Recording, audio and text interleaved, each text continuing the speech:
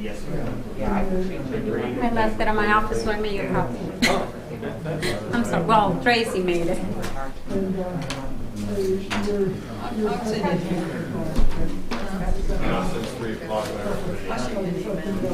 I love that color. Oh, thank you. Save that down as one of the. Okay, fair enough. Yeah, it should be, that should be good. Yeah, don't have any furniture. We bought a couch off the floor. We got a couch.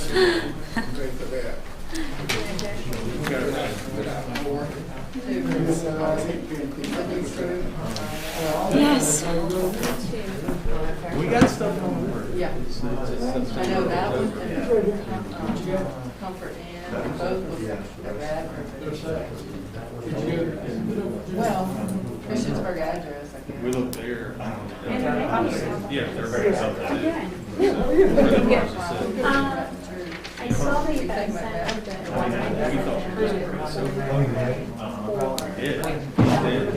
Yes, sir. But I'm not sure where different studies also they really care about it's not, you know, if that's in order or because I remember.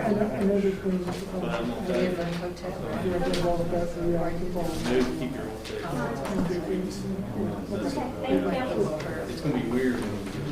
That's gonna be huge. Is it?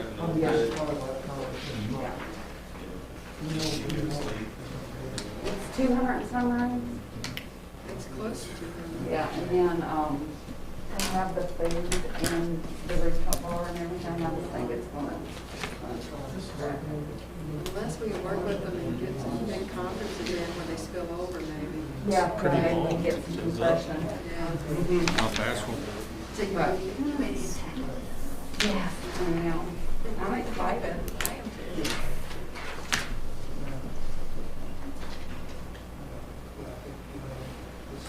Everything did pick up the last couple of weeks. It's starting to look a lot better.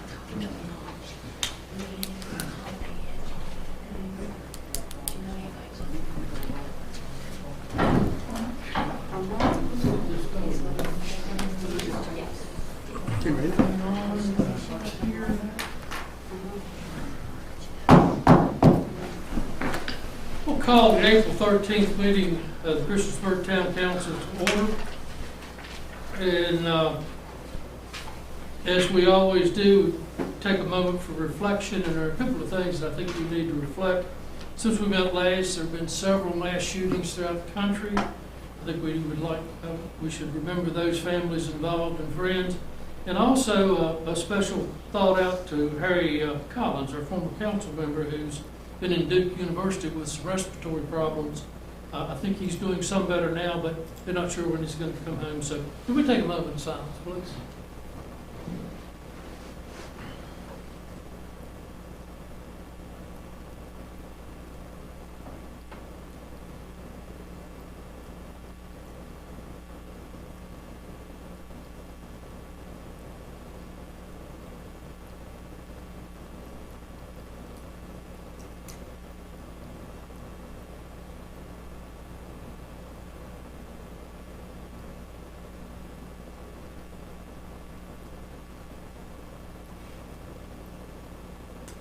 Thank you.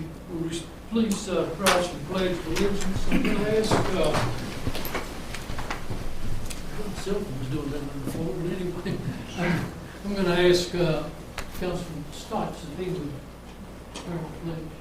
I pledge allegiance to the flag of the United States of America and to the republic for which it stands, one nation, under God, indivisible, with liberty and justice for all. Thank you. Are there any adjustments to the agenda?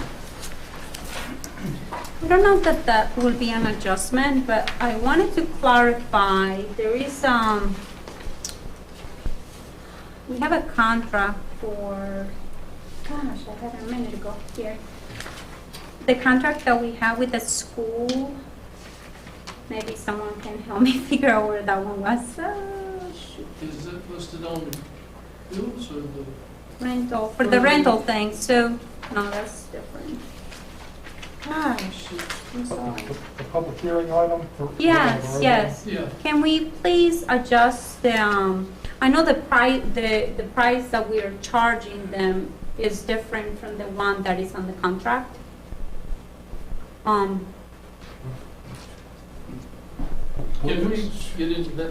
Yeah, we'll have it under the And discussion. then okay, that's fine, that's fine. So there are no adjustments. No. Under public hearings, we have lease of property at 415 Cambria Street Northwest, tax parcel 466A-1, parcel ID 012952, to Montgomery County Public Schools and the YMCA thrift store. Is there anyone here to address this item? Sir, that was the item that I was going to be discussing. The contract under there, it talks about, when I looked at the contract, it showed up a different number than the number that we actually have. So I want to get clarification. Is that the $2,500 or is that the $2,750? It should be $2,750. It's $3,000 per square foot for 33,000 square feet. It'd be $2,750 per month. So the wording under the contract, it says, I may have used, give me just a second, I think that's 25. I think it says 2,500. I can look it up again. But the contract, it say under the written words, Schedule D, General quarter toward the rear of the building, $3 per square foot, $33,000 annually, $2,750 monthly payments. And that- yeah, but under the Article 1, if you look it up, you have to look under the contract itself. The $2,750 per month would be the correct amount. That's $33,000 per year. Okay. Because if you look under Article 1 rent, if you go down a little bit, and it's right there. Yes, it's just a typo in the, if you notice, the text is, the numeric is 2,750. I used the lease agreement that we have with Fiber Technology Solutions. Forgot to change the line above it to 2,500. Okay. You see the 2,750 below it. So that's an unsigned document, so we have correct. time to correct that. Okay, So, thank you. Joanne.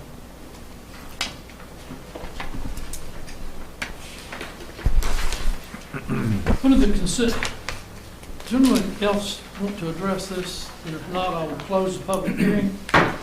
Under the consent agenda, we have the approval of the minutes of March 9, 2021, and a work session minutes March 16, 2021.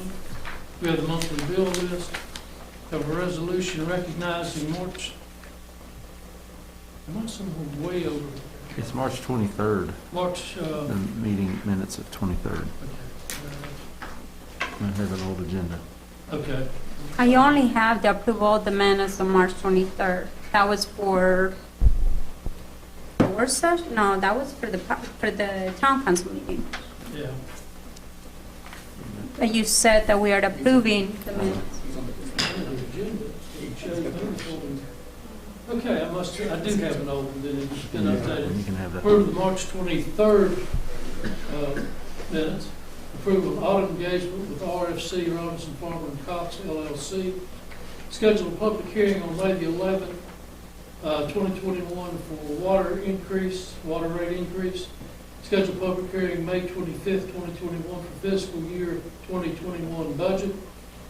Schedule a public hearing on May the 25th, a conditional use permit request by Aztec Rental, applicant on behalf of Curtis Properties LLC for a contractor storage yard in the Central Business B3 zoning district, 415 Roanoke Street, tax parcel 527A-204.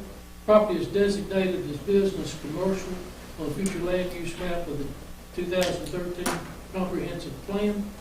Schedule a public hearing on May 25th, 2021 for a conditional use permit request by John D. Elmore for a contractor storage yard in the general business B3 zoning district, 710 Peppers Ferry Road. tax parcel 435-A-23. Property is designated as residential on a future land use map of 2013 comprehensive plan. Contract with Wetland Studies and Solutions Incorporated, DBA WSSI, for stormwater engineering on-call services in the amount of $100,000 or more, renewable for up to a 5-year term. Contract with Rummel, Klepper, Call, LLP, DBA RK&K for signal structure evaluations and traffic engineering on-call services in the amount of $100,000 or more, renewable for up to a 5-year term. I'll make a motion to approve the consent agenda items as presented. The motion. Have a second? I second. The motion and a second. Any discussion? I just want to make a comment about the item that we're going to be discussing for the water increase and the item C, consent the agenda for the scheduled public hearing for the water rate increase. I just want to make a comment that we did get a letter from Laura, and she was referring to a work session that we had currently, where someone from our council had mentioned that our water was actually higher than the town, I'm sorry, the Blacksburg town water was actually more money, because there's more money for the residents of the town for 1,000 gallons in the town of Christiansburg. And that's actually incorrect, and you can, Valerie over here can say if I'm wrong or not, but I do believe she was right.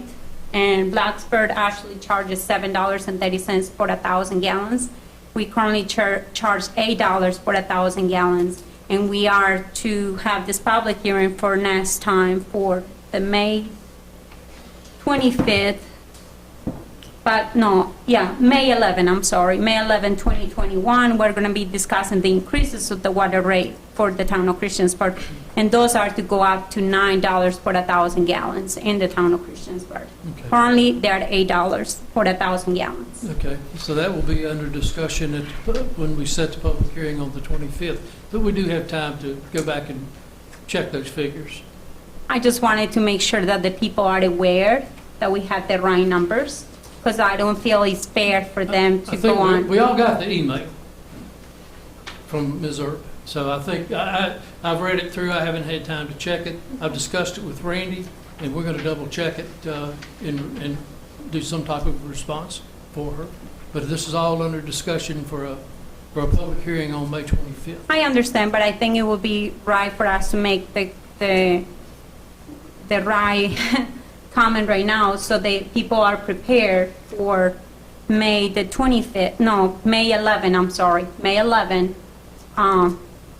for when we do have our public hearing in town council, so they have the right information. Basically a month from now.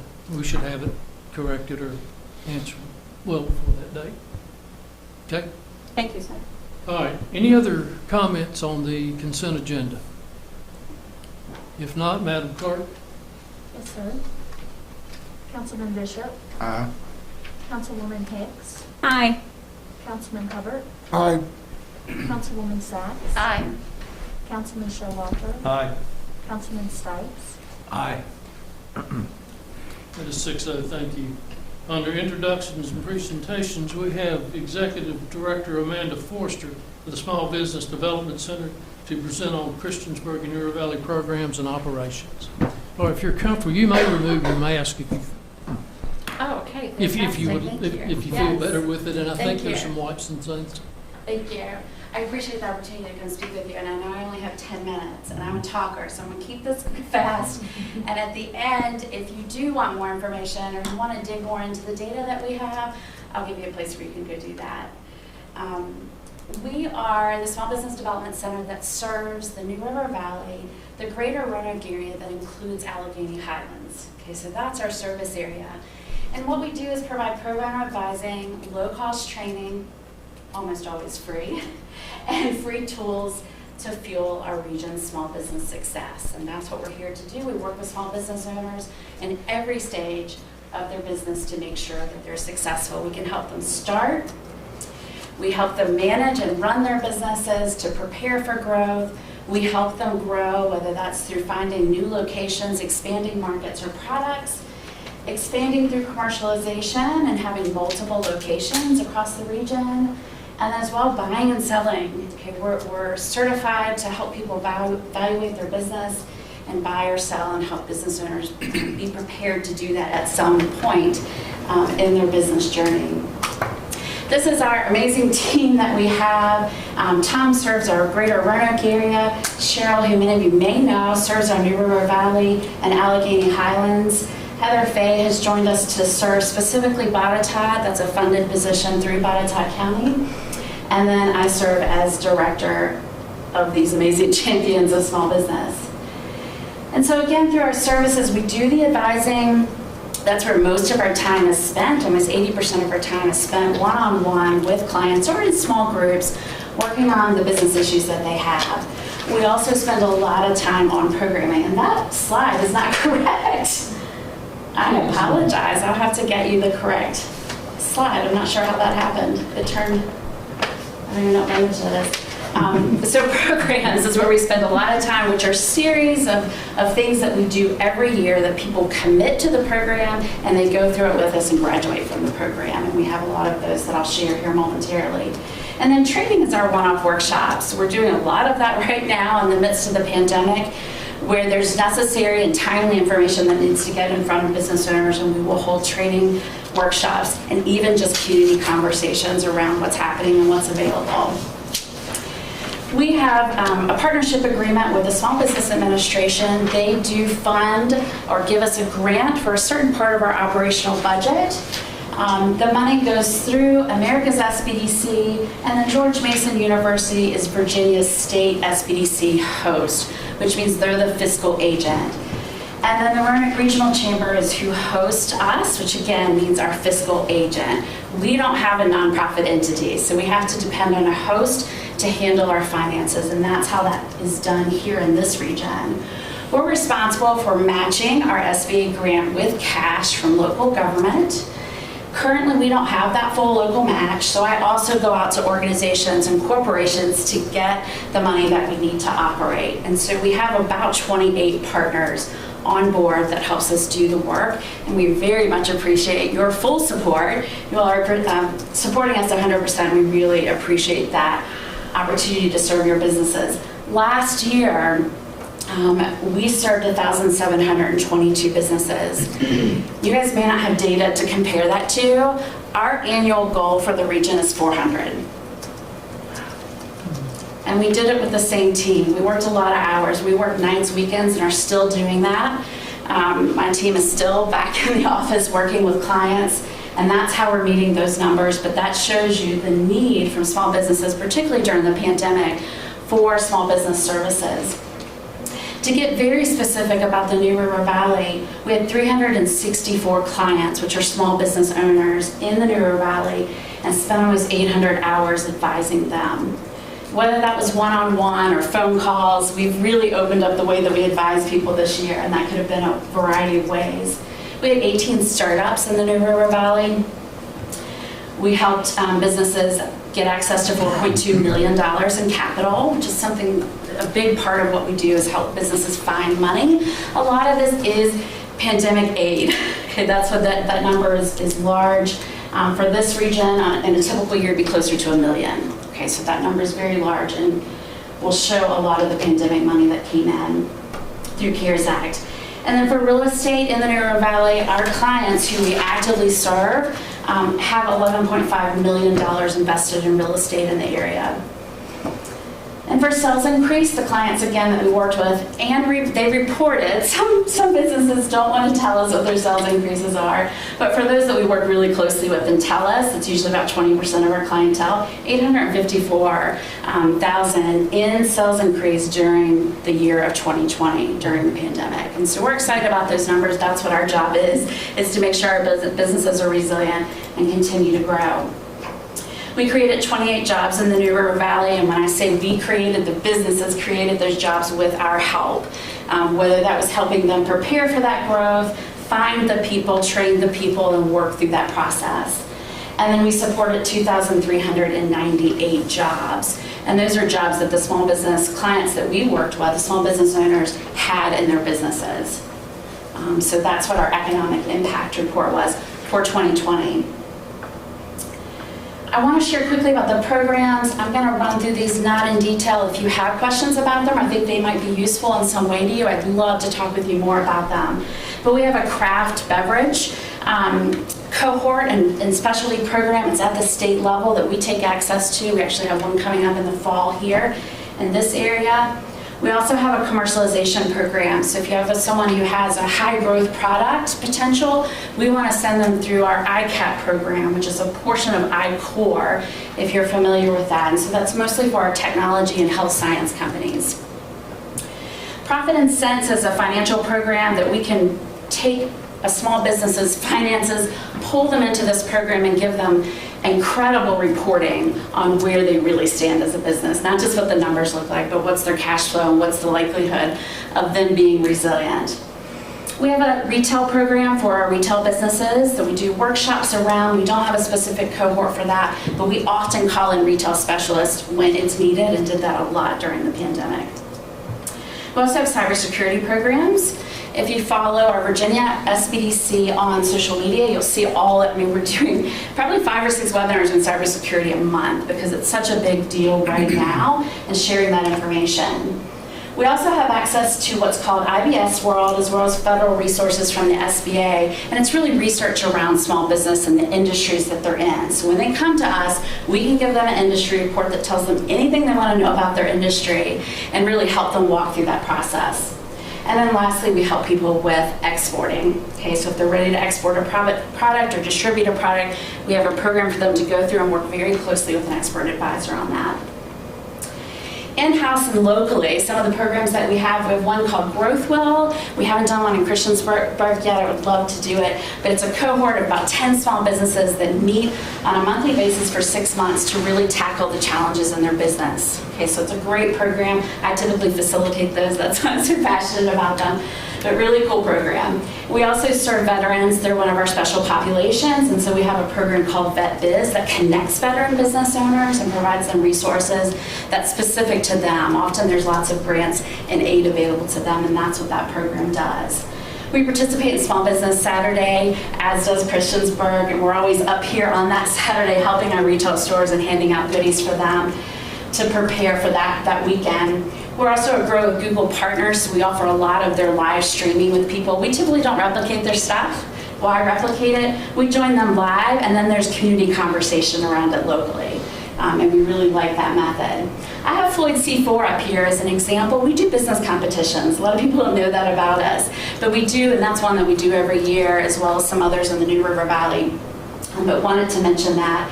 And then we have a Smart Start program for businesses who are looking, or people who are looking to start a business. And it's just a workshop that they go through with us to really build the foundations before we start working with them one-on-one. Lastly, programs for 2021. This is where I get really super excited. We do have a CARES Act grant that is helping us provide and develop resources to help businesses recover. And what we've done with that is hired a team of 7 people, part-time, temporary, to start building out these programs for us. And in the works is a minority-owned business program. Very excited about how that is turning out and some people coming to the plate for that. We have a finance and lending program that's going to help small businesses get ready for lending, whether it's traditional or non-traditional. A marketing program cohort, where they'll join a cohort and a series of time to work with us on their marketing efforts. Our Smart Start platform is going to become a software package that we're building. This actually was pre-CARES. We've been working on this for over a year, but people can access it anytime and go through it in a software way, but also engaging with us. Not enough time today to talk about that, but it's a really cool project we're working on. And then we're partnering with SHRM to do an HR program that'll be rolling out later this summer. And then we're also in the process of developing products, which we consider digital assets, downloads, online courses, things that people can access on demand that we currently don't have available. And so we're just really excited about the growth and the opportunity to serve businesses where they are. And then lastly, if you are on social media, I'm going to do a plea for you to follow us. we spend a lot of time sharing information on social because our small business owners, that's where they're at, and they're trying to learn from us. We try to be a mentor to them. So I encourage you, if you are, to follow us. You can typically find us at RRSBDC, just about anywhere you go. And then on YouTube, you'll need to type in Roanoke Regional SBDC to find us on that page. And we do post all of our workshops there once they're done, so you can always refer people to that. And then I'm going to leave you, our website information is here, and my video is not working, but that's okay. And anyone can visit that. You guys visit it, send people to it. That's the best way to get into the queue to work with us. And then our phone number is right here. Please feel free to reach out. And then our main email address is here. So I encourage you to reach out to us. Again, my name is Amanda Forrester, and if anybody, I don't have business cards to give you. We just went through a whole rebrand at the state level.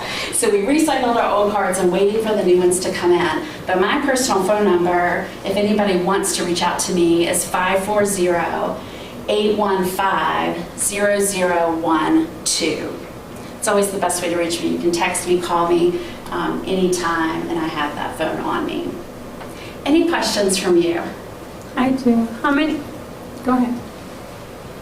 Marissa, did you have a question? Oh, I thought Hopper or... I did. Yeah. I don't really have a question. I just have a sort of a comment. It seems to me that employment is doing pretty well up here in the New River Valley. It seems like everywhere I go, they are looking for people. Are you seeing the same thing? We are. You know, I will say a caveat, I'm on the Workforce Development Board.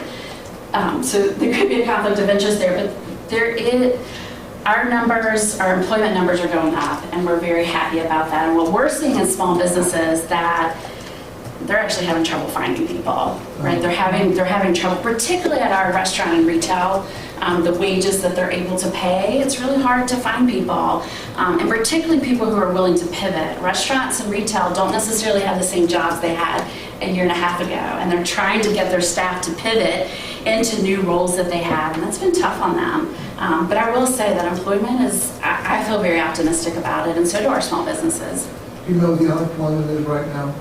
I don't know what it is right now. I will know on Friday when I get my report. I don't know what it is. How many business owners around the town of Christiansburg do you actually facilitate?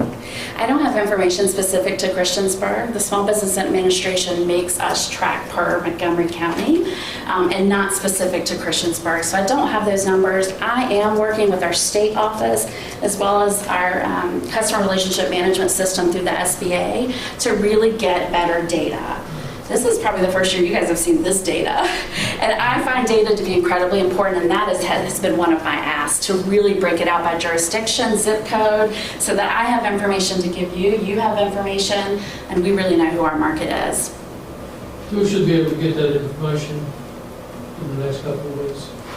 Not in the next couple of weeks. Christiansburg. Not in the next couple of weeks, no. It is a government system, so we put in that request for the next release, and that could be the end of the year before that happens. It seems like you get the support from a university in there. Do you foresee getting any support or help from Virginia Tech or like the New River Valley, the other college that we have in Dublin? Yeah, with financial support, we don't. We partner with the universities on a lot of projects.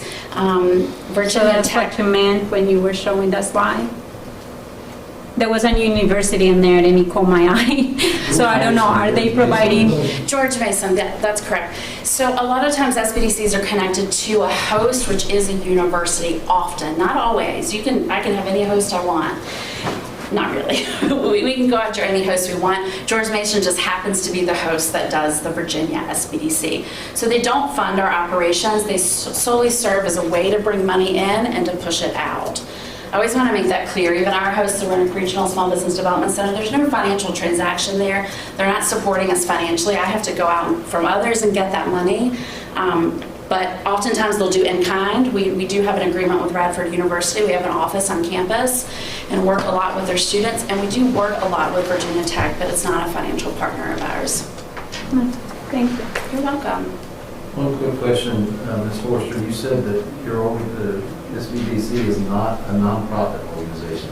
Please explain that. That's correct. We do not have an entity type at all. So we're rolled up under the umbrella of our host. So for example, the name on my checks is the Roanoke Regional Chamber of Commerce. And so everything goes through a host, and we serve as a, I had an affiliate company at one time, and it feels like an affiliate, right? Like I'm very closely associated with the state office, but report directly to our host here locally because we do not have an entity type. And not just us, no SBDC does. That's the model. And this may not be a question for you, but to Valerie, is this any way related to the checks that we make to the Roanoke Chambers of Commerce? I think that was the check we wrote for them was to the Roanoke Chamber of Commerce. So is it the same affiliation? The same thing? Okay. So you can make the checks out to Roanoke Regional Small Business Development Center because although the host is Roanoke Regional Chamber, our money is kept separate in separate accounts. We don't mix that. There's audits every year. It's very government regulated. So either way, you can write the check to either person, but you all do fund our operations, and the checks may very well be made out to Roanoke Chamber. So we are actually, just to clarify this, we are supporting your organization currently? That's correct. All right. Directly to me. 7,000 per year. How much? 7,000. 7,000 a year. Okay, thank you. Thank you. We You're appreciate it. welcome. If anyone has any questions, please just give me a call. Next on the agenda, we have Assistant Director of Engineering Justin St. Clair to present on the proposed capital budget projects included in the fiscal year 2021-22 budget. Thank you, Mayor. I just wanted to go through, y'all have seen a draft budget so far, but I wanted to go through and detail some of the capital projects that are listed out of there that kind of originate from the engineering department at least. And they're broken down into 3/4 subgroups, I would say. The first one being transportation-related projects. And you'll notice on a lot of these, or majority, I have the asterisk beside it. Those are projects, capital projects, they're multi-year, so you've seen those before. I'm going to spend less time going over some of those details. I would certainly answer any questions you might have, but I'm going to try to hit the ones that are newer to you that you maybe haven't seen in previous budgets before. Several paving contracts will be coming up. And then we also have, as far as new on this list, the pedestrian improvements at North Franklin and Wades, and also South Franklin and First. That was a copy-paste error, so I apologize on that. Well, I'll go into more details as we get further on. These are just the highlights of the projects that are coming up. And then for water, the big one that's new this year is Roanoke Street water line replacement. It had been talked about for many years upcoming, and we're going to try to get that in this year and make that happen. Sewer, there's nothing new planned. Arrowhead rehab and replacement was a project that we had started last year, and we're working through the design now. For stormwater, the main one of topic that's new is a smaller, just programmatic work that we've got going on with some pond evaluations, but I'll hit high level because some of these were added midstream last year, I guess in the October, November budget mod, I think. Was that right, Val? Yes. Okay, thank you. So for the transportation system, trails, sidewalks, and paving, we do have some money in there to go ahead and finish the overflow parking lot at the Aquatic Center. This is the gravel lot that's across Mill Lane. It parallels North Franklin and the railroad. So that will be in the upcoming budget. And then we also have our standard group of annual paving that we try to devote just north of $1 million on each year. And so some projects that we've identified initially, these aren't set in stone yet, would be North Franklin Street in the area where we just finished the project last year, around Central, Cambria, and things like that. Independence in front of the high school. And then there's some other local streets back off Independence that we've been eyeing for some time that are deteriorating that we'd like to try to target as well. The two bigger projects, these are state of good repair funded from VDOT and actually FHWA now. And these, although we have the money in the FY22 budget, I don't expect those to happen this year since they've federalized the programs. A nice, quick, and easy, here's money, go paving, turned into here's some money, there's a little bit more strings attached now. So those projects are going to be upcoming, but they are in the budget. It's 100% match from the state and FHWA, so there's no additional out-of-pocket costs from the town to do those. And the two segments that we have funded right now is both on Roanoke Street. The first is from Depot Street out to the 460 bypass, and the second would be from the 460 bypass out to Tower Road. So the segment with the bigger issues that I think most people are familiar with is Depot back toward Town Hall. That's going to be applied for in future years once we get this water line in. So that's the process of Roanoke Street. The other three projects on this, y'all have seen and are familiar with. This is the Roanoke Street, Tower Road, Hampton Boulevard intersection signal. So that's providing that signalization at Tower Road. We are finishing up right-of-way right now, aiming to bid this in the next couple months and get that in construction this fall. That's a 50-50, well, generally 50-50 match from the state. Arbor Drive and Peppers Ferry Road intersection signal, that's a similar project of, we're not adding a signal, there's already a signal there, but we're adding a left turn lane off of Arbor Drive onto Peppers Ferry. I'm sure everyone's familiar, it gets very backed up in the evenings or any time of the day, really, all the way back to the DMV, the bowling alley and things like that. So that'll be, again, starting this fall, early winter next year. And then the last project, there's going to be some on here that don't show any money on it. I left those in there. We had initially intended to have that in the budget, and we made adjustments to work in the bounds we had. So the actual construction of the North Franklin bridge deck rehab has been delayed, but we do have money in this current year, FY21 budget, to work on design, and that will roll over into next year's budget, and hopefully we'll have a design ready to go and prepared, so when that funding comes available in future years, that can be pulled off the shelf and we can get that project underway. The other items, one that's new and actually was on, part of it was on the consent agenda tonight for the contract with RK&K, is our traffic systems study, or signal studies. There's already some money appropriated in this fiscal year, and so this is a rollover into next. And our main goal for this one is to go around. We have a lot of signals in town that are aging. We'd like to be able to identify which ones we need to be more concerned about and create a replacement plan so we can tackle those in upcoming years and have a phased approach as opposed to just kind of dealing with them as issues come up. So that's one of the main parts from that contract that we'll be working through. Winston? Yes, ma'am. I'm sorry, can I ask you something?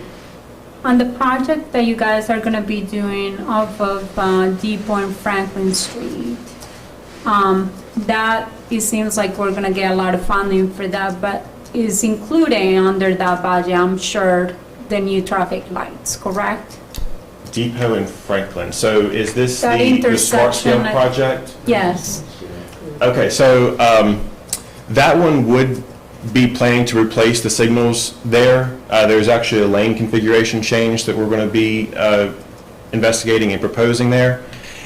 And so that we would plan to replace the signals there. The Smart Scale process is still, as far as I'm aware, it still has to pass the Commonwealth Transportation Board approval. So it's a staff recommended from the state funding approval at this point. It could change, but we feel pretty confident that would still be in there. And I guess my other question is, if we were to have those traffic lights, will they match the ones closer to the downtown area, or will they actually look just like the other ones from everywhere else around town? We would, that project is, we will know whether we get the funding probably in June, whether we receive the funding from Commonwealth Transportation Board. Although that being a smart scale project, it'll actually be scheduled a few years out in the VDOT 6-year plan. So it won't be in next year's budget. It would be a few years down the road because it is, like I say, almost completely VDOT funded as a smart scale project. Our North Franklin Street corridor project was funded as a smart scale. It was about an $8.5 million project, but it was about all VDOT money. The bad thing about it is you do have to fall under the 6-year program, and you tend to go towards the end of the 6-year program with smart scale funding. In regards to the signals, basically it would be to add dedicated turn signals, left turn signals for North Franklin Street and southbound North Franklin Street also. So you could go left at the Pizza Inn or take a left onto Depot Street towards Cambria. With, like I say, with a dedicated signal head. And you have a pedestrian light and everything. Pedestrian crosswalks too. Yes. With the lights, VDOT pays for what proportion? It would be almost 100%. We only have to pay a percentage of right-of-way and easement acquisition. That's it? With the North Franklin Street project, it was what, maybe 20? Like 12, I thought, was it 21 or 12? It was 12,000 out of 8.5 million. Yeah. But this isn't included. No, That's correct. I don't know that initial funding wouldn't even be programmed until like 2025. Right. So The current proposal is funded in 2025. When the state funds it, they tend to fund it towards the end of the 6-year program. Sure thing. And so I'll hit another project that's currently underway. We'll be starting construction in the fall, but it's been on the budget previously, is the Roanoke Street Sidewalk extension. So this would connect to the new sidewalk that we just finished up at the Falling Branch intersection there at Tractor Supply and run under the bypass over to Hubble, that road there, at least Hubble Drive, and that's where it would terminate for now. So that project will also be under construction in the next year or so. There are 2 new projects that, again, were added midstream last year, and these are 80/20 from VDOT, so we pay 20% of the total project cost. This is adding pedestrian signals to our existing lights at North Franklin Street and Wades Lane in front of Kroger, CVS, and Christiansburg Pharmacy. So right now we have 3 crosswalks. We're going to turn that in 4, and we're also going to put pedestrian actuation, so you'll get a little walking man and a little hand stop. So that will help with safety of pedestrians crossing there. And this, yes? Under that intersection, there is, I know that over the years we had many wrecks right there. Do you foresee, when you do this work, that there is going to be some work probably towards the light as far as like making a left signal to go to, if you're coming out of Kroger's parking lot into Franklin Street, let's per se if you're going south of North Franklin Street, well, South Franklin Street. Do you foresee anything like that? So this project wouldn't modify that. You know, as you noted, the signals currently operate and overlap, so both move together. Mm-hmm. And you know, the easy way to potentially fix that would be to not let those overlap, but then it creates a longer cycle and it becomes more inefficient. So that is a trade-off. Adding turn lanes is well outside of what we could potentially do with this. We could certainly look at modifying how that signal operates with this project, and that would just be more of a timing change. But that's really the extent of what we'd be able to do. Okay. For at least this type of funding. This is transportation alternatives, so it's pretty limited to pedestrian safety sidewalks, trails, and things like that. Because we do own that signal, right? We do, it's ours. Okay. The other similar project to this is the South Franklin Street and First Street pedestrian improvements.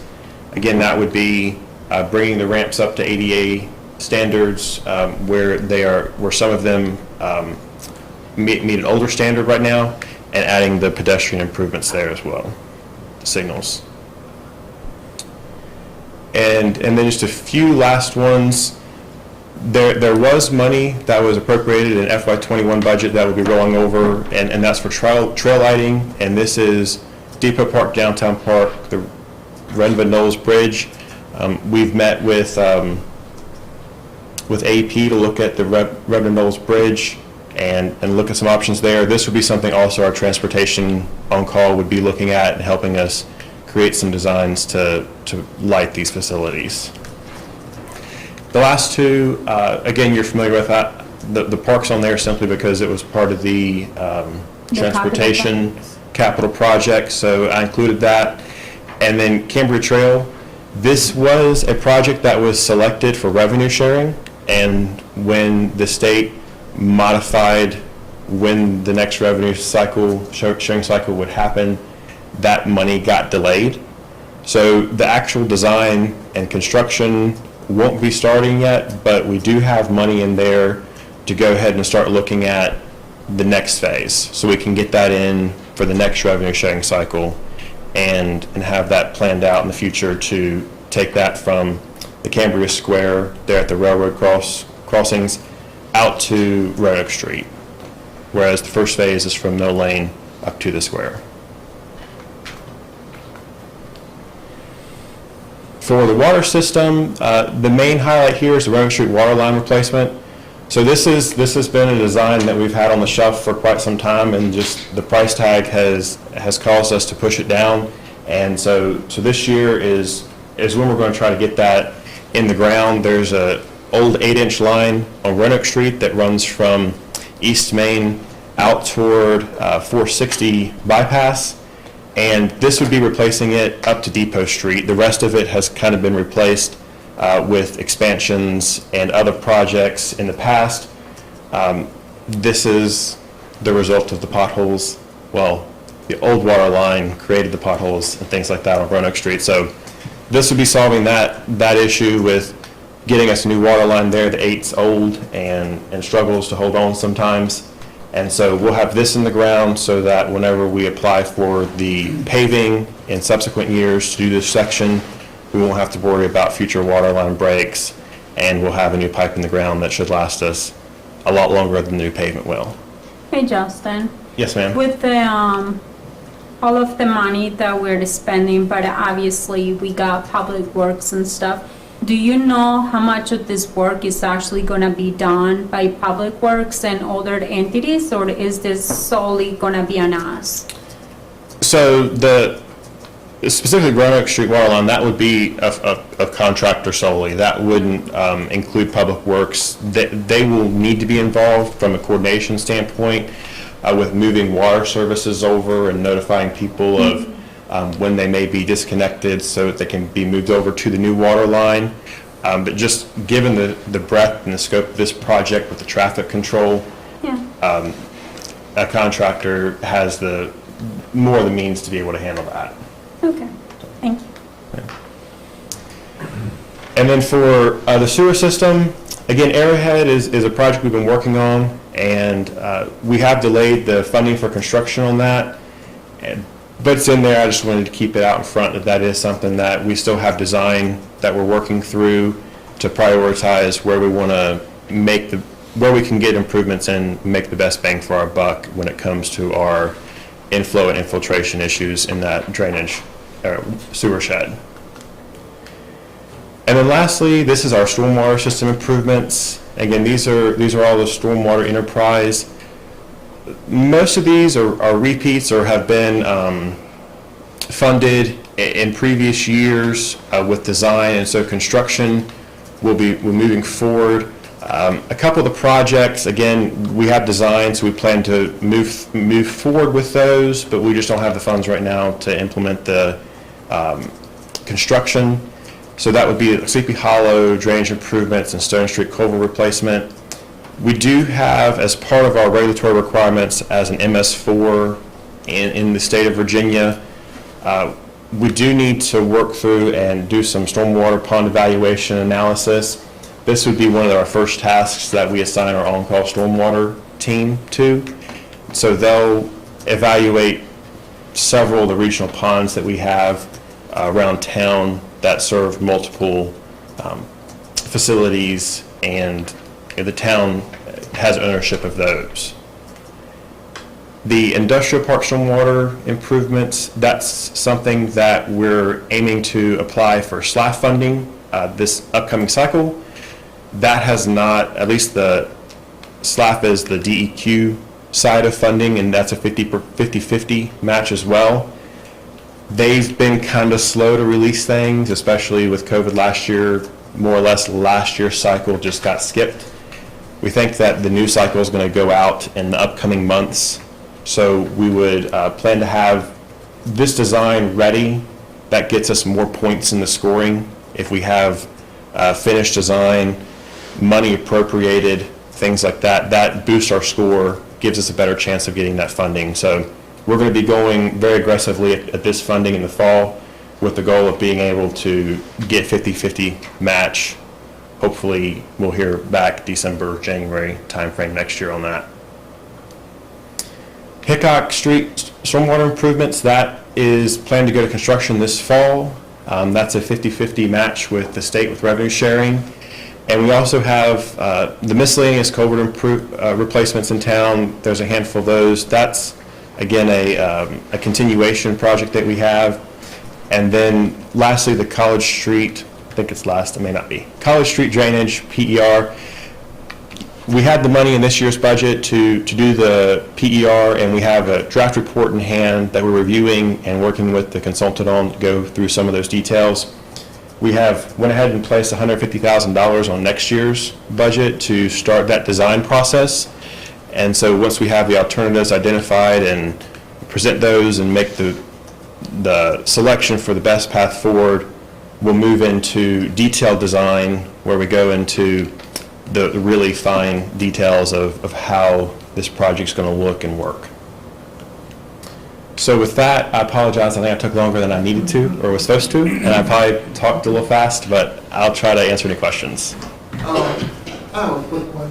Yes, sir. Right there at the beginning, you talked about the overflow park on the aquatic center. Yes, sir. And I think it was $80,000. That we need to pay $80,000 more, right? Yeah, so it has to be paved. There's some guttering that has to go in. We've got to do different parking lot requirements and also some stormwater work to finish that project out. I mean, my question really was, we've already put out a fair amount of money, haven't we, to with that parking lot? I don't remember what we've spent on that. I'd say it's in the tens of thousands.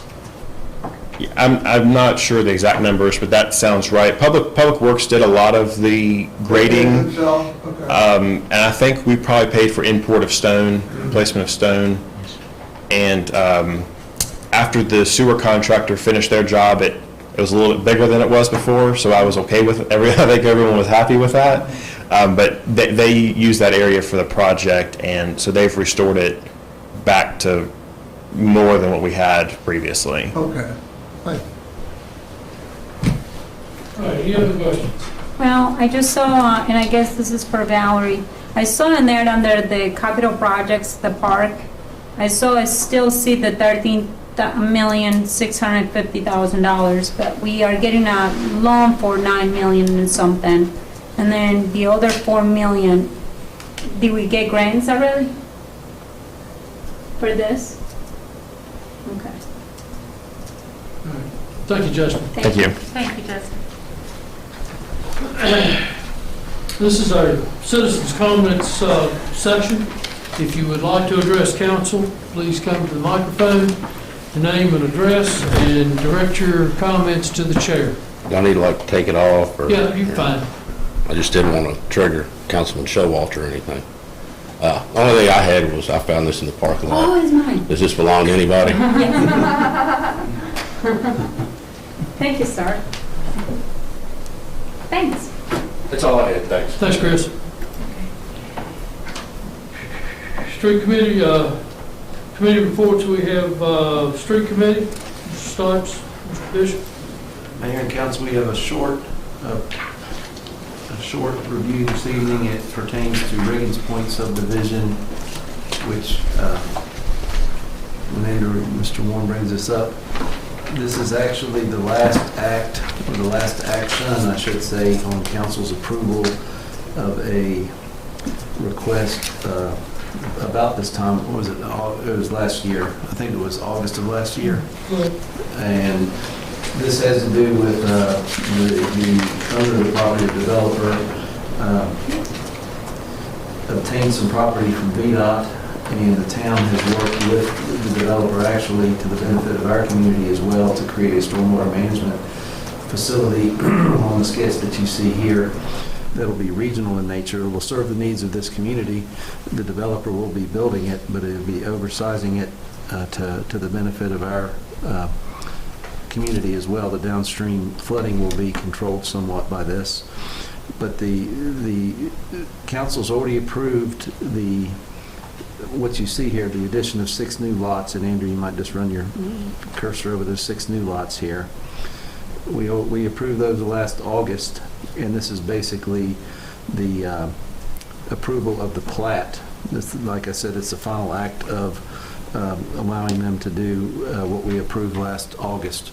And so the street committee reviewed this, and Mr. Nelson gave a report as to the stormwater benefits to the town.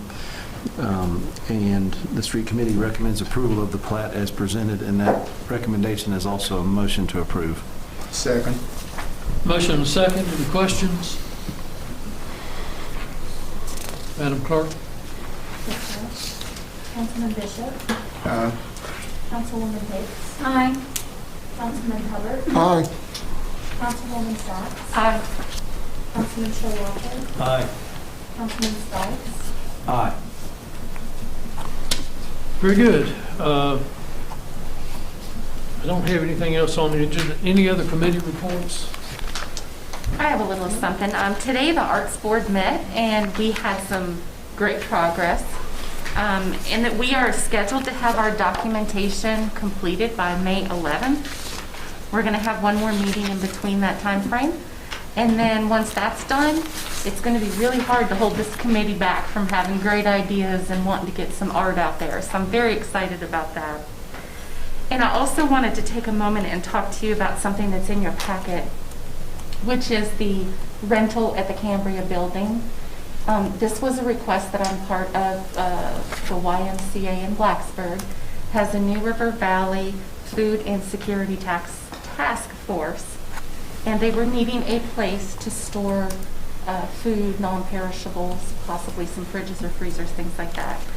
And so I'm trying to bring them together with Christiansburg because they are wanting to help all of our children through the summer with food. And we're looking at a place in Christiansburg and really pull the Blacksburg, Christiansburg communities together for this program. And I felt like this was one of the ways that we could be very helpful. So any consideration to that is greatly appreciated. And that's all that I have. Thank you. Thank you. Recreation or aquatics? No, I have nothing. Okay. Can I make a comment about him? Really quick? Yes. I'm not part of the committee, but I did speak with Terry the other day and about a couple of things. And one of the things was that I really want to encourage the aquatic advisory board is to look into increasing the daily fee for non-residents to $10 for daily fee instead of the $5, just like the town citizens of Christiansburg that pay the $5 fee. Okay. I personally feel that it is unfair for us citizens that pay for the aquatic center to pay the same fee like everybody else when we're really paying that extra money every month or every year, I'm sorry. So I will encourage the advisory committee board for the aquatic center to speak about this and hopefully bring it to council. Okay. You know, the advisory board talked about this several years ago, about the payment. When Mr. Biggs was here, he really wanted to let everybody in for free. But I think is what they felt, the board felt, if we made it a very good price, a very good fee for everyone who wanted to go into the pool, and they wanted to encourage people to go and swim. That would encourage them more, and that's why they came on one fee for everyone. And I think for the last 4 or 5 years, everybody has felt that was good. I mean, it is a wonderful deal. You can get swim for the entire month for $10, you know? But getting people out, getting people to get exercise, getting people involved, I think they feel is more important than making a little bit more money. That would really not add up to much. I don't personally feel like the $10 is gonna break the bank for people that are not paying for the, you know, all this extra expense for the aquatic center. And I feel like we need to continue to support our aquatic center. And it shouldn't be all of us, town of Christiansburg citizens, paying for this. I really encourage for this conversation to be at the aquatic center and hopefully bring a recommendation to town council, because I do think it's unfair for everybody else to pay the same fee that we're actually paying for when we're already paying that double or that real estate tax here in the town of Christiansburg to provide for the services that are required. When every time we have a problem with the aquatic center, whatever is on the town of citizens of Christiansburg that have to come out with the money. And I think it would just be fair for everybody else to pay a little bit more. $10 for a daily visit to an aquatic center of the quality of aquatic center that we have in the town of Christiansburg is a privilege. We talked about this several years ago when it first opened, and we tasked the Aquatic Center Board to look into this. And because your concern was most of the people's concern back then, but as they looked into it, it ended up being what, I don't know if you're thinking we're going to earn millions of dollars by doing that increase or not. Oh, it's going to be very little, but I do think. But our goal was to increase participation at the facility. So you can look at increasing the cost for county residents, which may dissuade them from coming in, or keeping the costs the same, which would push them into the aquatic center, regardless of how much our citizens pay or they pay. That was the ultimate goal that the board came up with and council agreed with, we wanted to increase participation, therefore revenue would increase with that. That was our goal with that. I would suggest, if it's something you want the board to look into, is that you go to a board meeting and you propose this to them, or if it's a Zoom meeting, that you attend their Zoom meeting and you propose this to them. I can do that, but we also have somebody in here that is the advisory board chairperson for the committee. And I really encourage for this to happen, because the reality is right now not everyone is also able to use the facility just because of COVID. And I do think that our town citizens should have priority here, because we are the ones that are coming out with the majority of the money to pay for the aquatic center. So if we're only allowed to have, let's per se, 50 people for the day, I would like to see more of Christiansburg residents using it instead of guests or non-residents using it. Thank you. I think that is a thing that's going to be changed soon. And I think that you need to be aware of, Ms. Hicks, that there are families with 4 or 5 kids who are in there, and that was one of the ideas of the board, was to make sure that different families were not cut off because of not being able to pay for all their family people to be on there. And the way we have it now makes it very convenient for everybody, and that they can get involved. But I would also, like Mr. Showalter said, I would encourage you maybe at the next meeting for the board to make up there and make your presentation, and then we can take it from there. So you've mentioned two things. You've mentioned increased costs for out-of-towners and then decreased participation for out-of-towners.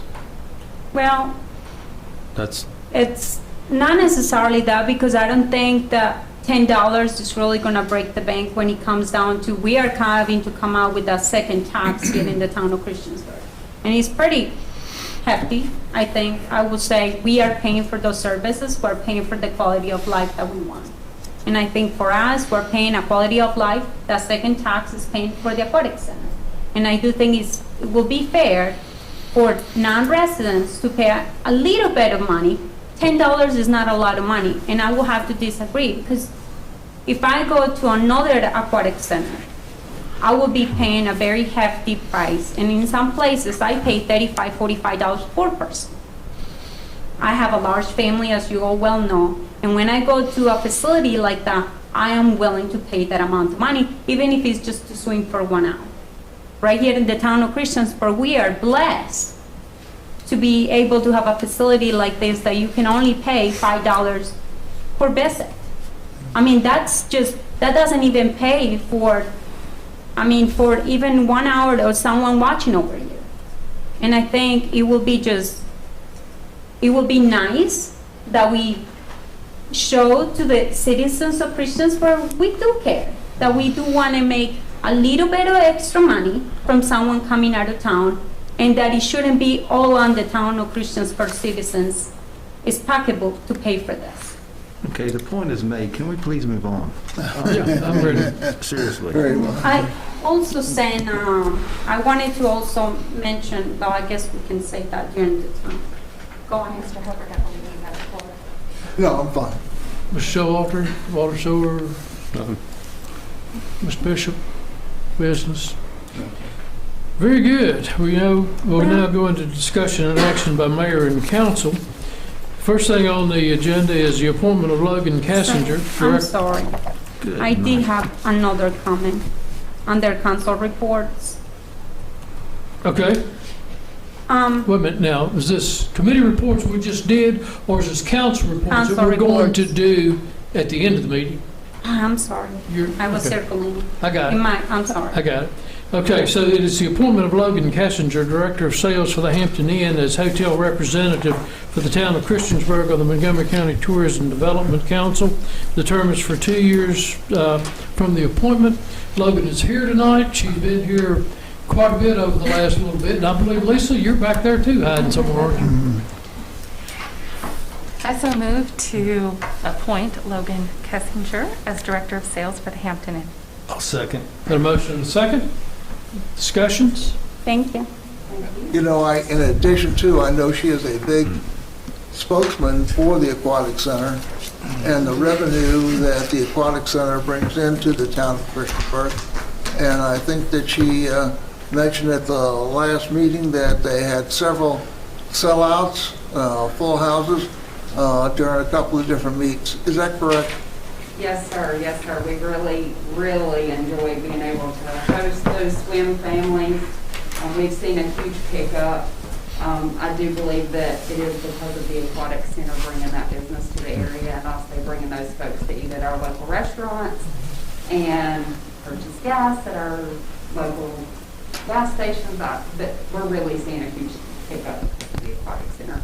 And then my family personally, we use it for the summer enrichment program for my son. He's in the swims program over there, so I'm a big fan of the Aquatic Center.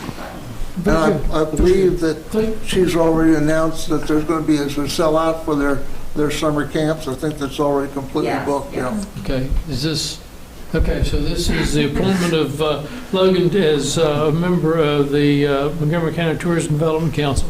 Any other comments on that subject? No, represent us well. Thank you. And we look forward to you being in council. You've been here almost every meeting. Yes, sir. I really enjoy it. Tracy, I'm sorry, Madam Clerk. Would Do you really? Yes, sir. Councilman Bishop. Councilwoman Hicks. Hi. Councilman Hubbard. Aye. Councilwoman Sachs. Aye. Councilman Showalter. Aye. Councilman Spikes. Aye. That is 6-0, thank you. Welcome aboard. An ordinance amending Section 18-204 of Article 7, Transit Lodging Tax of Chapter 18, Finance and Taxation of the Christiansburg Town Code regarding the lodging tax penalty. The public hearing was held on March 23rd, 2021. Make a motion, we approve the ordinance as presented. I'll second. Motion and second, discussion. Hearing none, Madam Clerk. Yes, sir. Councilman Bishop. Aye. Councilwoman Hicks. Aye. Councilman Hubbard. Aye.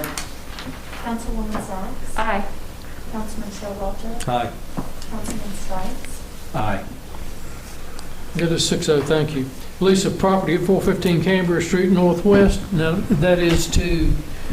And there's actually two things I'd like, I guess, to clarify that are happening here. One would be the lease to Montgomery County Schools for 11,000 square feet for $3 a square foot. They want that approximately 2 years, but basically I'll just have them sign a 1-year lease and then go month to month after that. So that'd be $33,000 for the year. Also, I'm asking permission from council to allow the YMCA thrift store to use 6,600 square feet in the building, basically free of charge for 6 to 9 months for storage. They've got, I guess, a number of donated fridges, washers, dryers, freezers, things like that, and they want to basically use those for storage for, like I say, 6 to 9 months till they can distribute those. I make a motion, we approve the lease of property as presented. I'll second. Is this different than what you were talking about, Motion and Maurice? second, do we have any discussion? It's the same one, Johanna. It's under YMCA of Blacksburg. Yeah, I saw that. Okay. So is that's just going to be a storage facility? They're not going to do no classes or nothing like that? Correct. And do you happen to know how many of those, you said that it was for the school system?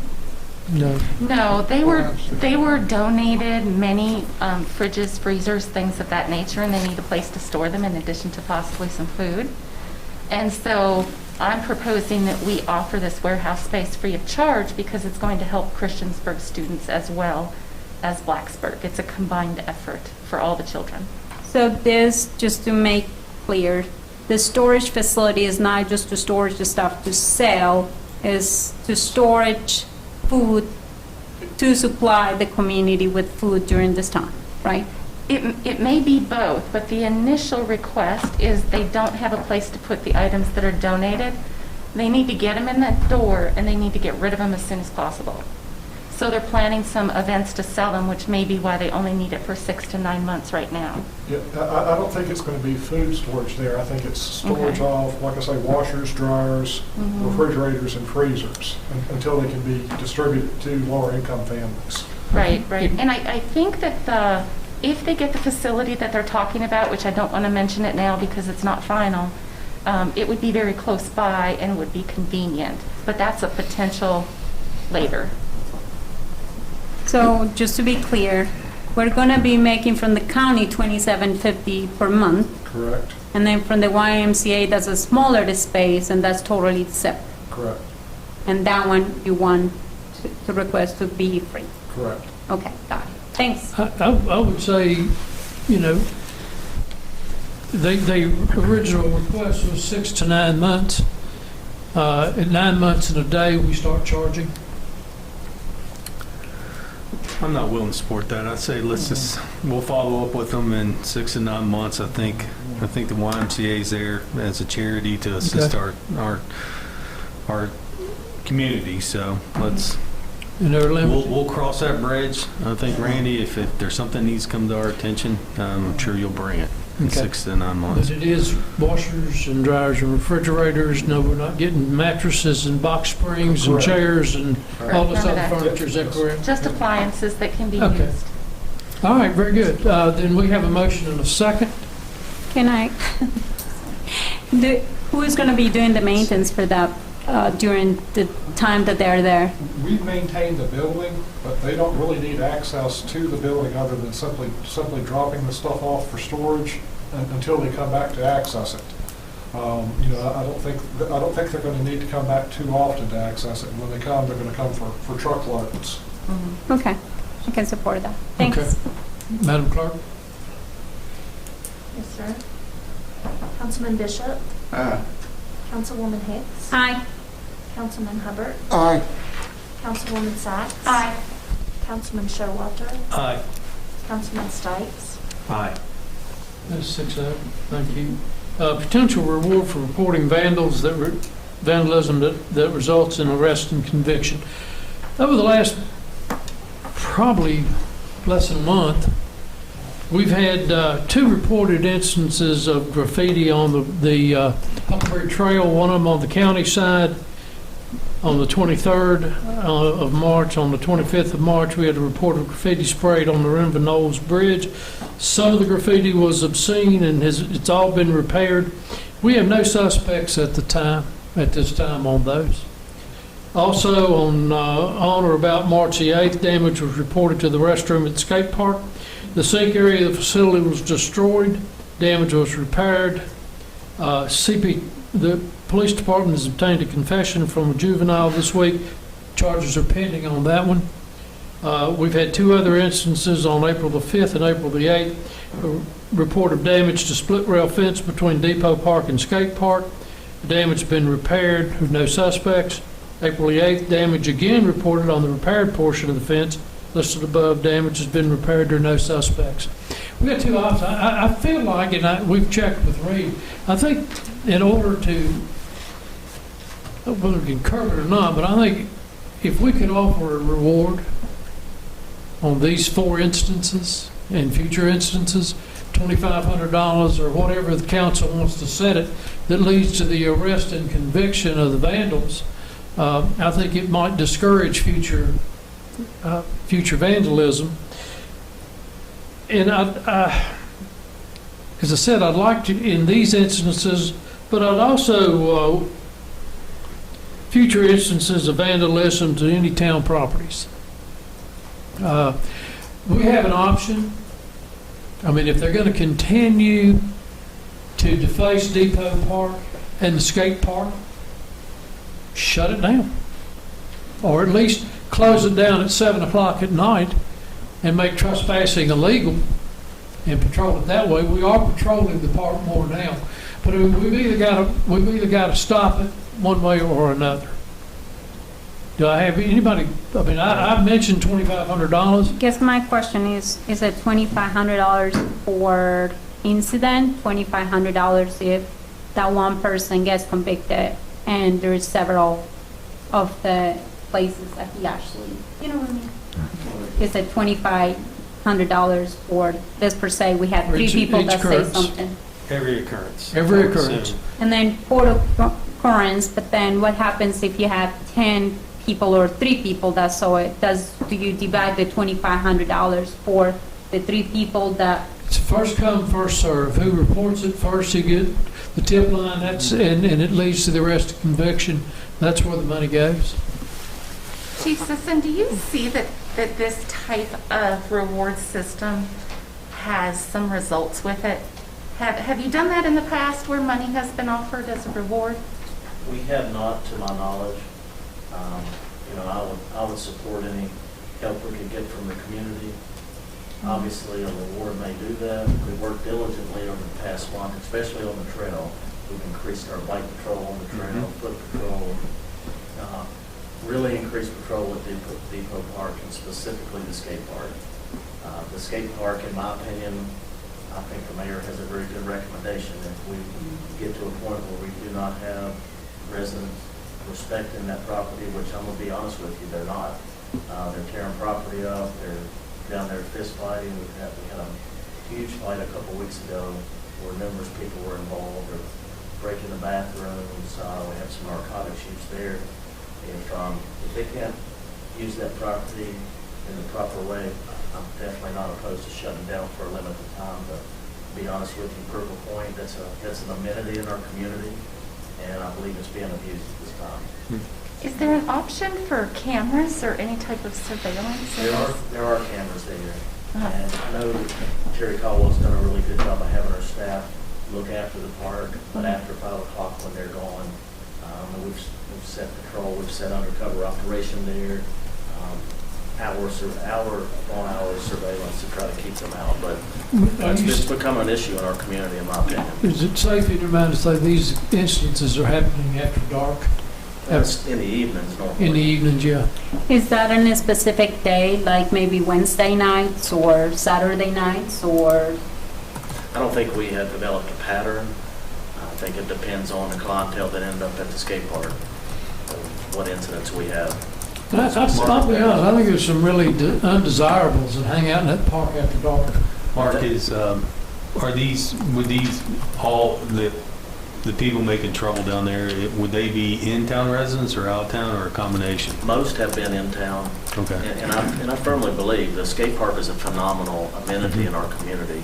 There's a lot of kids that skate, and I think it's a great place to have for them. But I think we need to get to a point where we have some skin in the game, some mutual respect for the property. And I'm not saying it's skateboarders, I'm just saying in general, we have had issues there. I would definitely support the reward system for now. For destruction of town property. Yeah. I agree. I think we need to induce some peer pressure. And I think closing the park temporarily and getting the word out that that is not okay, and if this continues, then it's, a few bad apples will spoil the bunch if it continues at that level.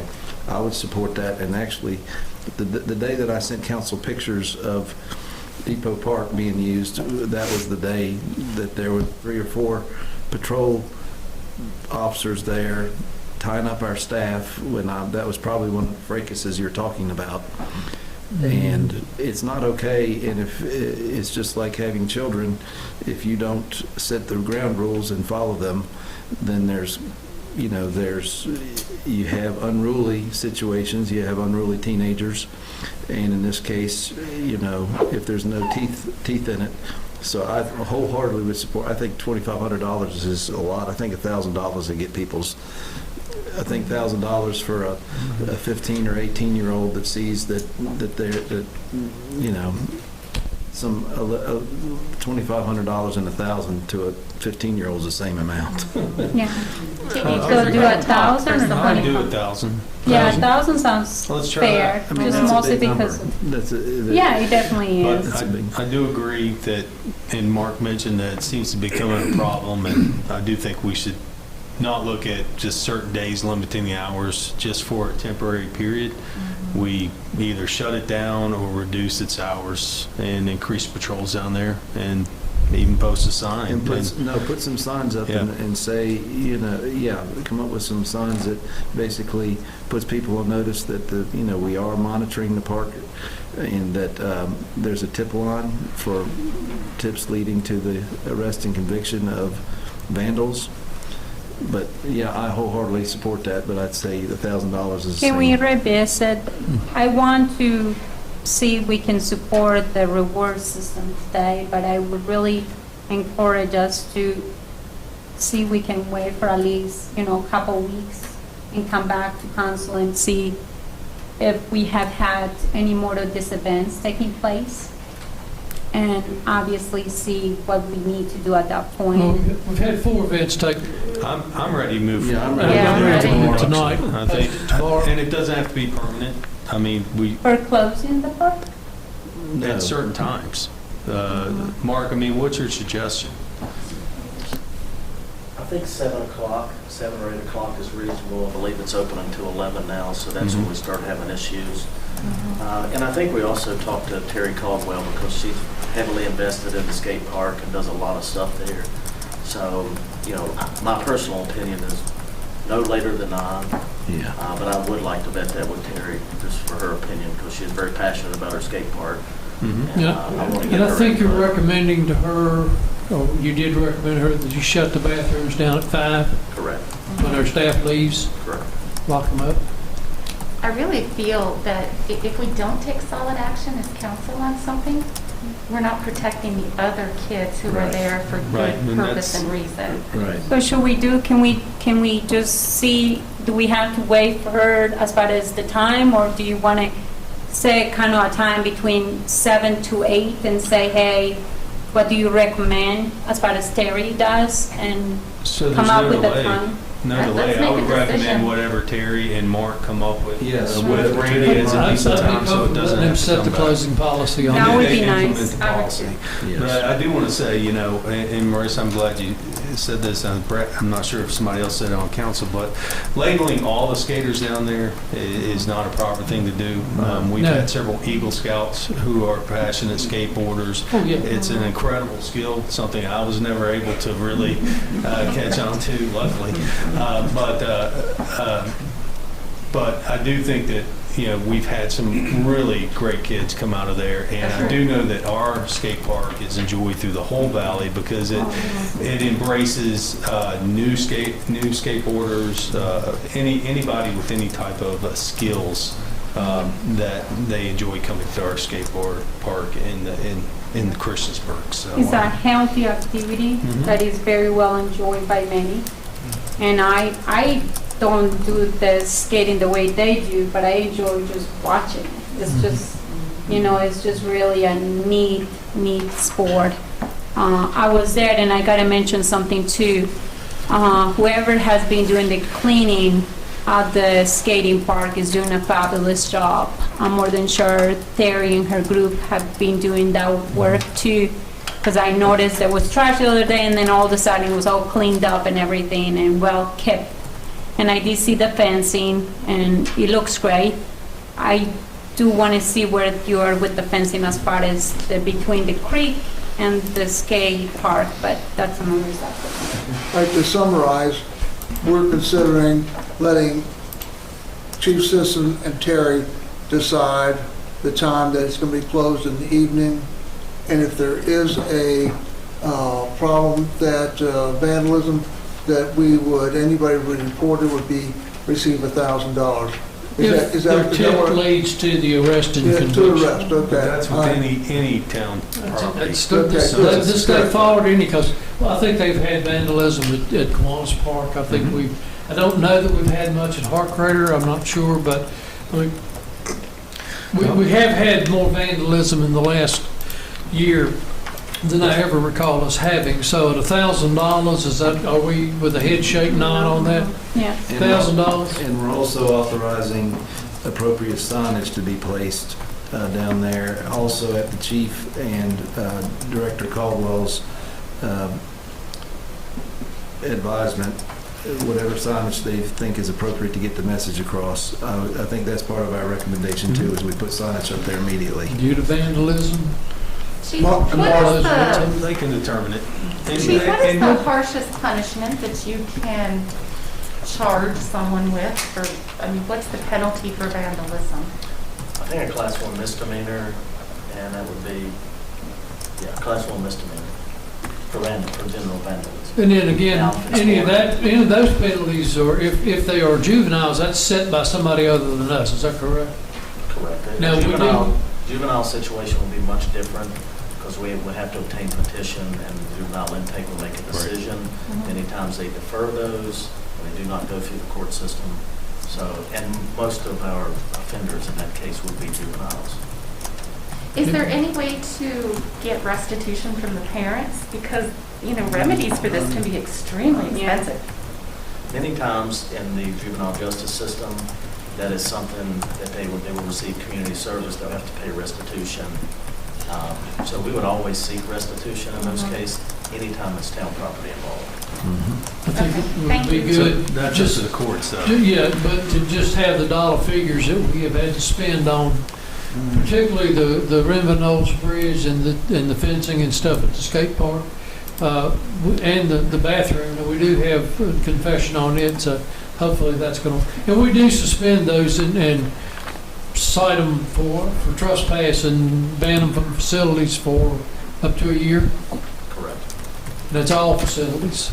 All park and recreation. All park and recreation facilities. If we do nothing, then this not only will continue, but the good apples that are out there, which is the majority of them, the good apples are going to quit being there.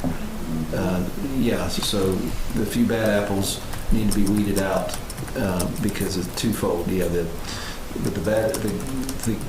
majority of them, which are great kids, are going to quit going there, because of that.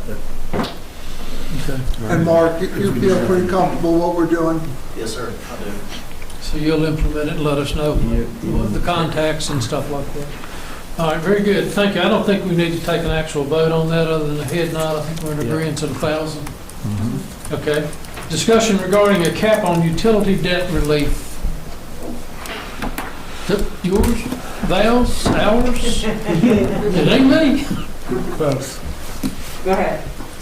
Essentially, what we're looking at with the utility relief program that, of course, was originally funded through the CARES Act. We did agree to match, or to include town funds for penalty and interest because that's not eligible. But basically, we're looking at a cap on the utility relief, thinking $5,000 cap. No, the suggestion was $3,000 for residential, I think that's what we said, and $7,500 for business. I think it's 4,500. Yeah, 4,500 and 7,500. I take my mask off. Hold on, 4,500 residential? Yeah. And it only covers water and sewer, and this is just the CARES Act funding. This is not any additional general funds, but we went through the first round. The first round, we did a little over 20,000. This round is a little over 20,000. But we have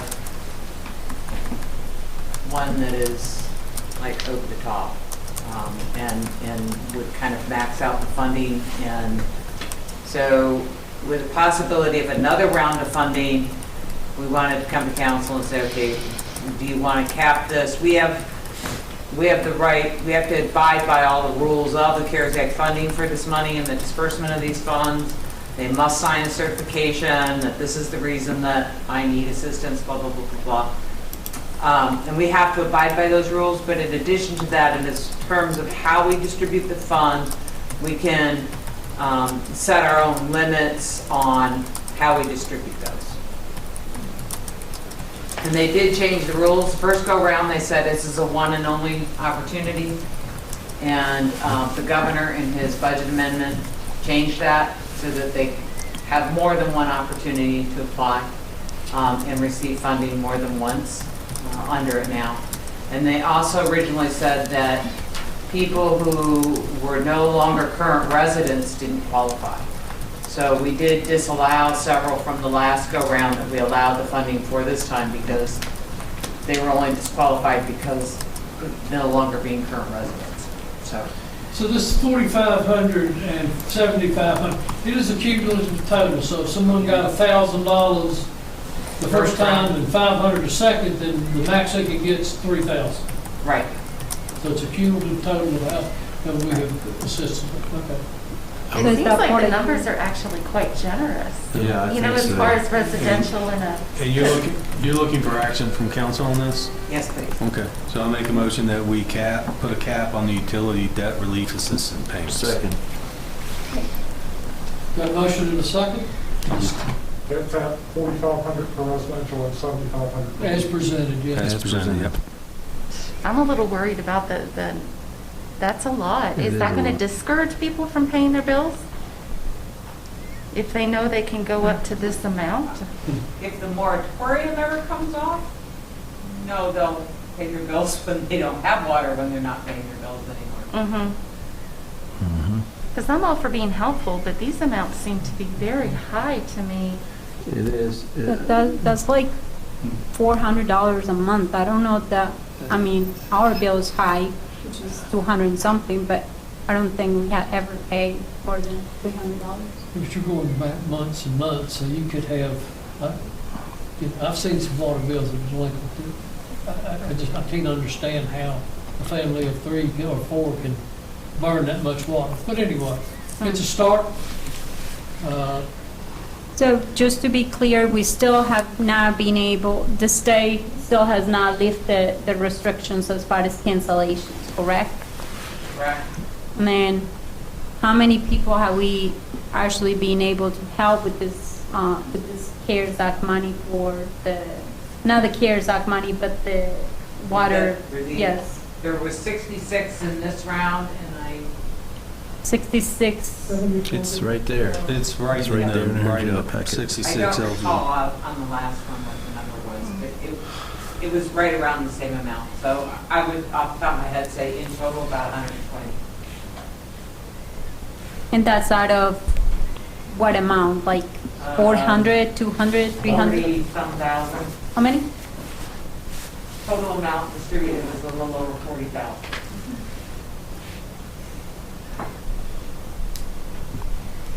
All right. Okay.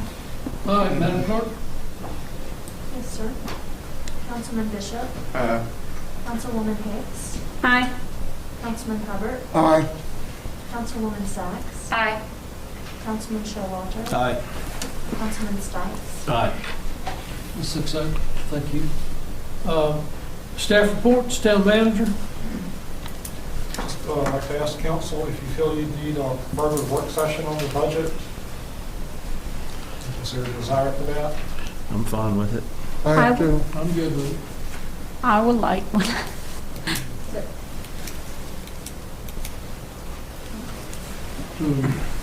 Ms. Hicks, I think if you have any questions of Randy or Val, you can make an appointment with them and state your questions there and see if you can work it out. And then if you can't work it out, then we can maybe take something from there. So at this point, our public hearing on the budget is May 12th. That would be the water rates. Water rates. The second meeting in May would be the Public hearing. public hearing on the budget. Okay, very good. Anything else? Just want to make sure you're okay with us advertising the budget as proposed. Yes.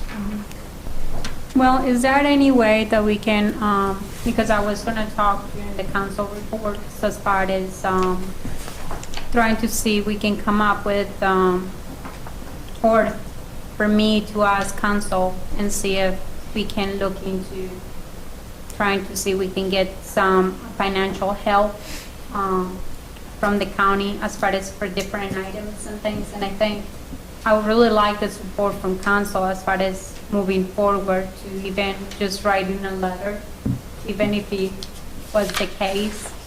I really would like for us to see how we can try to work a little bit more as far as trying to get some funding. Well, I think, if I'm not mistaken, the county is voting on their budget on April 19th. Is that what I'm understanding? They're going to vote the passage of the budget? Is that? I believe that's correct. Yeah, so I think well. But okay, there wait, is let's- amendments and stuff like that too that they also do, and they're also, gonna be talking more about. I wouldn't want to base our budget based on what we think we can get from the county. I think as we would do in ours, if we do receive money from the county at some point, then, it goes into the operating fund and we'll use it appropriately. I think, and you and I, we talked a couple hours Friday, and I think I cautioned you that, we may be doing a little too late in this stage of the county's budget.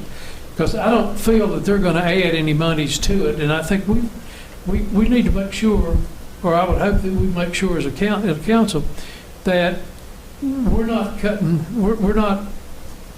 stepping on our own toes here. I mean, I know that we pay a lot of money to the county. Our citizens pay $21 million in taxes, and you take the school board budget out of it, that's probably 70%. So we still, there's about $5 or $6 million that we pay in and we don't get anything for. And I think it would be nice to be able to sit down and work with them in future budgets to see what we can come up with. But, it's whatever, well, we'll get to that point later, but at this point, I think we're ready to proceed as far as our public hearing on the 12th. And if anything comes up in between, we need to advertise a budget. You can advertise less, you can pass less budget, but you can't pass more than the advertised amount. Is that all right? Within reason, you can change the numbers, but the changes can't be more than 1% of the budget. And No, they're not gonna be, I'm more than sure. Or you have to have another public hearing. I think going into a discussion like this would be a Pandora's box with no bounds. It would hurt relationships. And I actually talked to a board member today that commented on your presentation to the board. And I think this is a Pandora's box if we were to get into this. And as far as our park goes, which is one of the comments, the time to include the county would have been at the outset. It wouldn't be now, but I'd be 100% against this because it would be a Pandora's box because it would be a sword that cuts both ways. It's not going to be a one-way street. It's a two-way street. And I think it's very shaky ground to be on to go and start to open up a conversation about this. In emergency services, there's some other things, specific topics we can talk about, but I think all is well. There's a lot of community participation. There's specific things we could probably ask, talk to them about. But overall, I think that's a slippery slope that would take us down some rabbit holes we can't even conjure up what those would be. I saw in this letter, Ms. Hicks, that you passed around before the meeting, and I'm just going to read this one sentence, and then I'm leaving it alone. And the sentence states, it would appear as a county citizen, all we get, that's how it's written, all we get is schools, court, jail, and some help from fire and rescue. All we get in schools, schools is a tremendous thing, and I agree with Mr. Stipes here. We are just digging ourselves a big hole, and I'm sure they would be tickled to death to help us with the park if we help them with their schools. And we would come out way on the hole on that. So. I still don't understand your comment, but are we having this discussion right now on council reports? I thought we were. To the town manager report, and we'll finish up. That would be nice. Council Thank you, sir. yes, with limited discussion. All right, ready?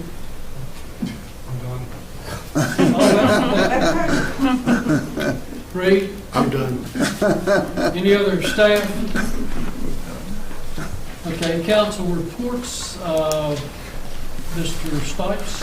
I don't have a report, but I will comment briefly on the proposed, at any rate at the aquatic center, $10. You stated, Ms. Hicks, that that's not a lot of money. That's a tremendous limiting amount of money for a family to come. My kids are grown, but if I took my family to the aquatic center, that would be $80. You live in the town. Well, that would be only. But I'm saying that you said that $10 is not a lot of money. That is a wallop of a fee for a family that is looking for some entertainment to come in. I disagree with you. $10 is a lot of money for a family of 4 or 5 to come to the aquatic center for a day. And our resident is $10 a month. You can come as many times as you want. Is that the same for out of town, or is it? So for the same amount, the $5 that we're paying for Christiansburg It's my City. turn to talk, Ms. Hicks, and I'm just making a statement that $10 is a prohibitive amount of money for anyone to be able to come to that aquatic center and use it. And I agree that we need as many people to use it as possible. So that's my council report. Sir, with Sure. the, I'm sorry. Sure. Nothing. Mr. Hubbard? I just wanted to make a comment here about the 2 primaries are coming up, and we usually don't talk about this, but the Republican primary is going to be coming up on the 24th. It's going to be at the government building, and it's going to be from 9 to 1. And you don't have to be a Republican or a Democrat to go to these and vote. You can be anyone. And I just think it's important that, we consider the different candidates that are running in the primary. And in this particular case, we can vote for a person that we feel is going to do a good job and is going to, work for the community. And that's all I When is have. the Democratic primary, Mr. Papa? I think it's the 5th of May. On the next meeting, I'll report on that, but it's in May, I believe, yes. Okay. But the Republican one is the 24th. Okay. Mr. Bishop? I don't think. Ms. Sachs? Nothing additional. So, going back on Mr. Stipes said, Mr. Stipes, real estate, I don't know the price of your house, I don't know where you live. I think I have an idea, but I don't know. Real estate taxes for your house for the town of Christiansburg is probably at least $1,000 a year. Would you say that that's a lot of money? I'm not responding to that. I made Yeah, my what- statement. Okay, so my question is, Let's get to the we're subject. talking about the $10 that the non-residents, if we were to do something like that. The town of Christiansburg, the aquatic center is costing us $3,292,513 this year. And the budget appropriations. What it will be making this year will be $594,000 for the year. I'm not saying that $5 additional per person is going to make us rich. It's definitely not, but it is definitely something that we should definitely consider. Well, Because- what's the total sum? If we increase the cost, what's the total income we'll get? Well, it all Projected depends, income. because right now, we are not only allowed to have, I don't want to give those numbers right now because I don't remember, but it was a very small amount of people that we can actually have at the aquatic center right now using it. Right, but you could retro and go back 2 years and see what the average is I for the past understand, 5 but years. that's something that we can look at again for this last year, because like I was saying, if a town resident of Christiansburg, which is one of the biggest issues that we have had this year, is for the residents to be able to use the swimming pool. And I understand the swimming meets, and I want the swim meets, because definitely it does make us revenue. So I'm not against the swim meets at all.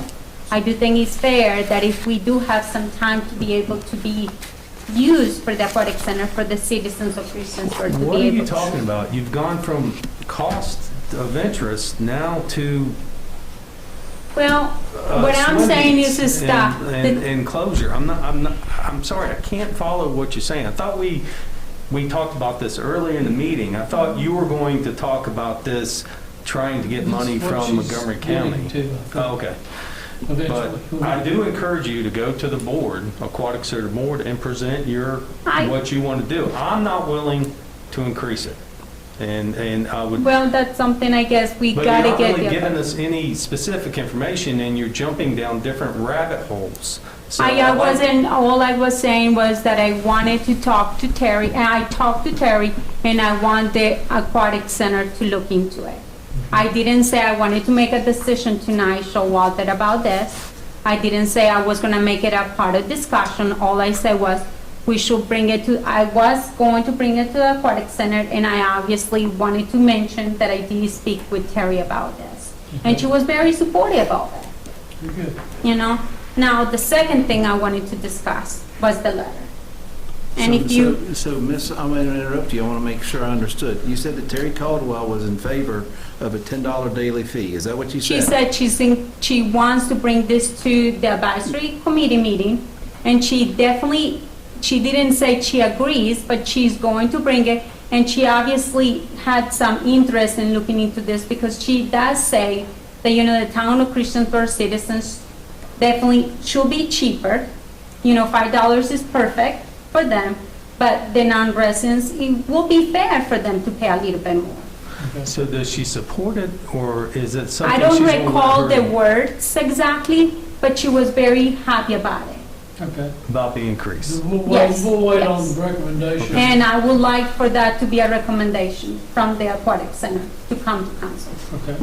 And then the second item, which is Hold totally on, different. just not to beat this to death, but as I recall several years ago, we discussed this in the board, and we said it would probably be more trouble than to divide who is from the county and who is from the town, and working that out, and it would be more trouble than it was worth.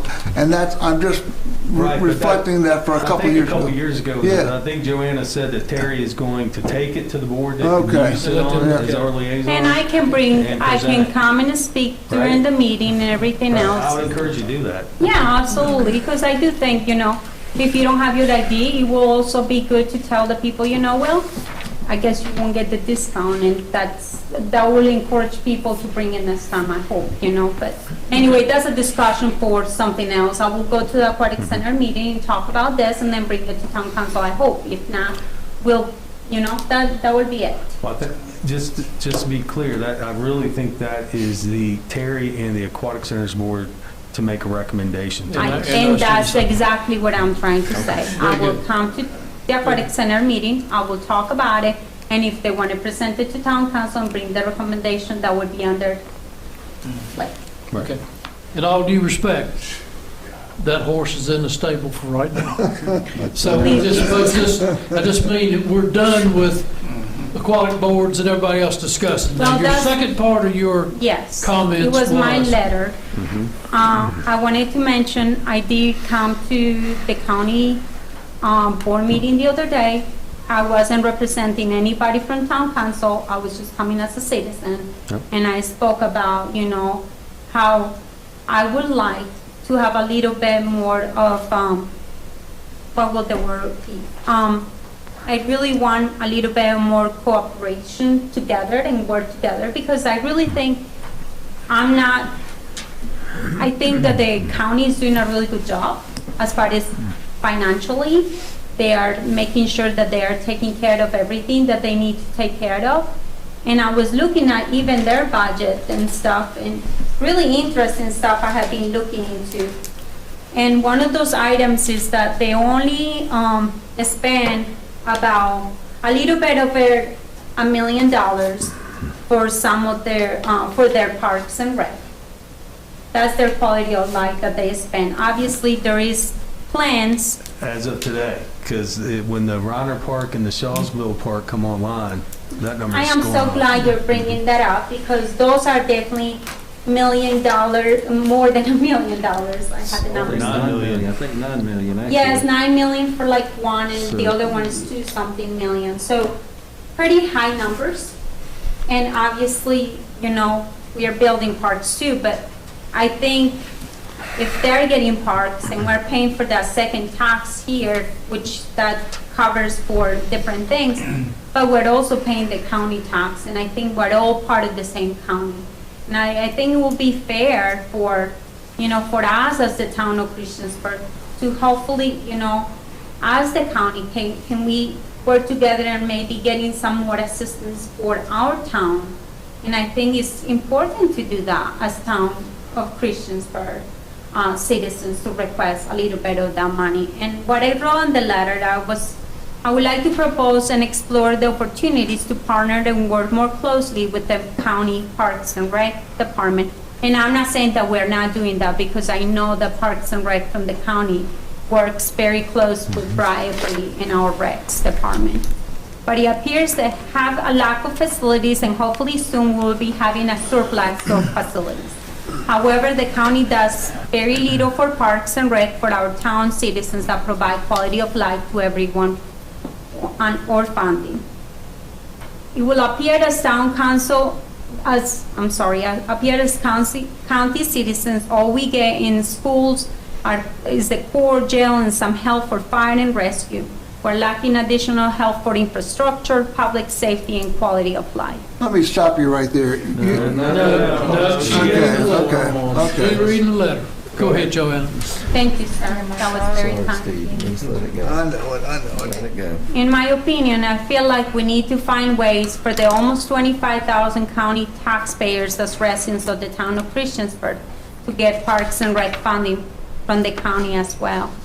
The majority of the 1% local sales tax allocated of the 4.3% is the state of the 5.3%, and the county comes from within the town of Christiansburg limits. But yet the reallocation of the sales tax sharing is controlled by the county. It is my belief that we may deserve more of those funds, since our town does the most work, created the infrastructure to support all this here in the town, I'm not talking about the county, What are a lot of the reasons why people move, shop, and eat here and play in this area. And when I'm saying that, it's Christiansburg. My proposal is to either to have open discussion or enter discussions with the county regarding them having a shared use agreement for our town parks, aquatic center, the new park, and they in return use a part of their budget for parks and rec to allow county citizens access. If we truly believe that these facilities bring us in tourists for meals from meal taxes and other items, let's encourage, for example, Roanoke residents to use town facilities more than ask the county to help pay for it. And when I was talking about Roanoke in there, it was just an example. It wasn't. So I really, really would like to have some discussions, so maybe having this and talk about this. I don't know with who you spoke to, Brad, but I did get, during the meeting, I was not able to speak with the county members. I am wanting to do that as a citizen too, because they work for the county, and I'm also a county resident. Okay. But I also believe that some of the feedback that I got from some of them was actually very positive, believe it or not. One of them even mentioned it would be really nice to even have the deal that Radford has. So, I mean, I'm all for, as far as my person goes, I'm all for having even those deals like that for the county to provide, a recreation or the aquatic center and then pay for it, and then we, so, but I think we definitely need to have those conversations, and I encourage us as town council members to do that. Can I make just a suggestion? Absolutely, sir. Since we're moving into and I'm not talking to the other end of the table, we are going to have half of our council will be brand new.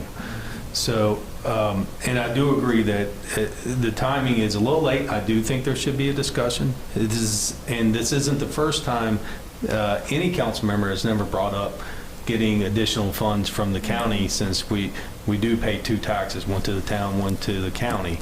I think this has been mentioned several times, but it's time for an update.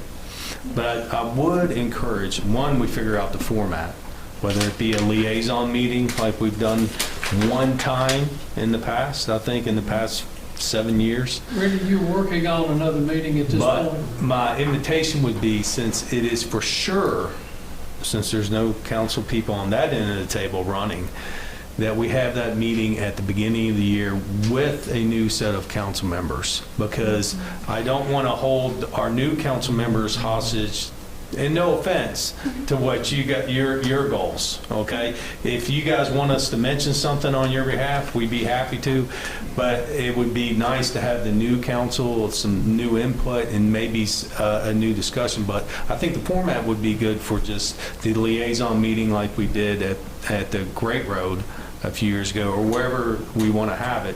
And that's where you present that discussion, and the discussion is not to burn bridges. It's so Joanna can mention her ideas, and I guarantee you the three new council people are going to have some ideas to run across them. And we need to be prepared that the Board of Supervisors is going to have some pushback to us and some requests of us too. So there has to be, we have to open the discussion, be open to it, and hopefully they are, and then we move on from there. I think, that's a very good point, that, with three new council people coming in, I think it's sort of a bad situation right now with the three of us leaving and get the new blood in here, and so it's going to take a while to get this down, and you should have the new people, calling the shots. I agree with that. I really, I'm glad of the comments you have made, Showalter, because it definitely makes sense. I also think that maybe,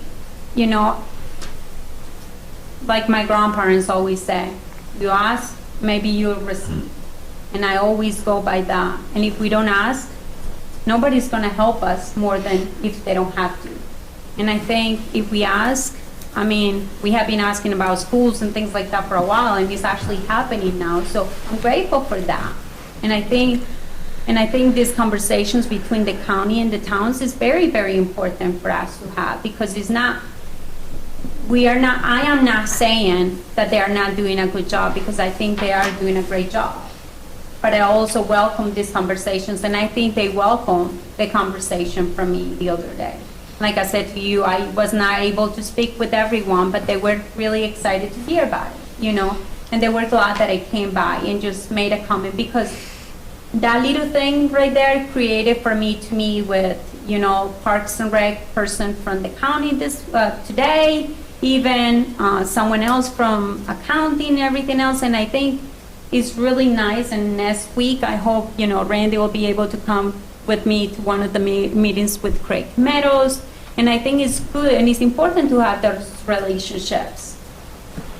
I'd like to throw something else out there too, and that is, you know, just like Mr. Hubbard mentioned, I think our wording needs to change to be more positive, because right now if we approach them and say all we get out of the taxes are the schools and the jail, that's going to turn them against us already. Our wording is completely wrong. Well, and that was not wording just from 1 minute, everyone. please. Yeah. And the issue of saying we have a second tax, I assume you're meaning Christiansburg versus county. But what I want the citizens to remember, and I've had multiple conversations of this in my 3 years and plus on council, is that we're a town, not a city. If we're a city, we're going to absorb all those taxes. You can add those two numbers together, and that's what everybody would be paying. You know, I've heard it called a double tax, whatever have you. But Christiansburg's taxes would never be as low as they are right now if we did not have the county taking care of our schools, our police, our fire, everything else that they contribute as well. Courts. So I'd like people to just consider that. It's not that we can't do away with the county tax. That's impossible. They cover our schools, which is very important. There's still a moratorium on city status anyway, right? We Right. had a discussion years ago. When I typed that letter, it was very quickly. And it was this afternoon before the meeting. So it wasn't like it was very perfect wording for me to go and bring this to the county. And I just felt like I had to read it here just because Mr. Hopper made up one of the pieces. He took one of the pieces out of the letter. And I think that's unfair for me, to me too, because I'm not presenting, this is not the letter that I will be presenting to the county. And I agree with you, the wording is not what I want it to be, but I'm hoping that with the help of council, we can come up with a really good wording and maybe a great plan of action and say, hey, let's have a discussion, you know? Okay, Sam? You done? I'm done. I've been done. Okay. I mean, I understand, but I think, and we talked about this Friday when we met, and I think I warned you, I don't think that this will all be able to get done by the time they approve their budget, which is next week. I think you're okay with that, right? Waiting But it's till- something we have to pursue. But my question is to you all. We keep waiting and waiting, and it's just like the community supported stuff, you know? When are we going to be actually working on this? Are we going to continue to work on somebody else to take on this? But And I think that's I don't think. Is What? this council reports? Is that what we're doing? Mr. Yes. Showalter recommended waiting until the first of the year with new council, so I think And you that's the have only made. reason. If I knew that there was no contested council or there was no council race this year, then I think we would push, but for a meeting sooner rather than later. But with definitely three new council members coming on, they're going to want their voices. They're not going to be relayed to, because we don't want to have, you want to establish a meeting and then go, if there's something that they can work with us going forward. But my warning to you is you went to them as a constituent. Yes. So they're going to be nice to you. But when we're sitting around, even though they'll be niceties, you are no longer their constituent. You are a town council member. So they're going to have their ducks in a row too when they come. So I would like to offer this as a possible preliminary session to what we're getting ready to do. I would like to recommend the town manager and the assistant town manager and finance director the Director of Parks and Recreation sit down with those constituents from the county, those 4 positions, and just get a feeling back and forth as to, what can we do, what would you do, are you willing to do anything? Or, the bottom line, it's going to have to be voted on by their board of supervisors if we're asking them for money. But we also, as I say, we need to be prepared for the end results in that would we see an increased demand on our Parks and Recreation and Aquatic Center from the county residents that would be such that it would preempt the time that our tax-paying citizens can use these facilities.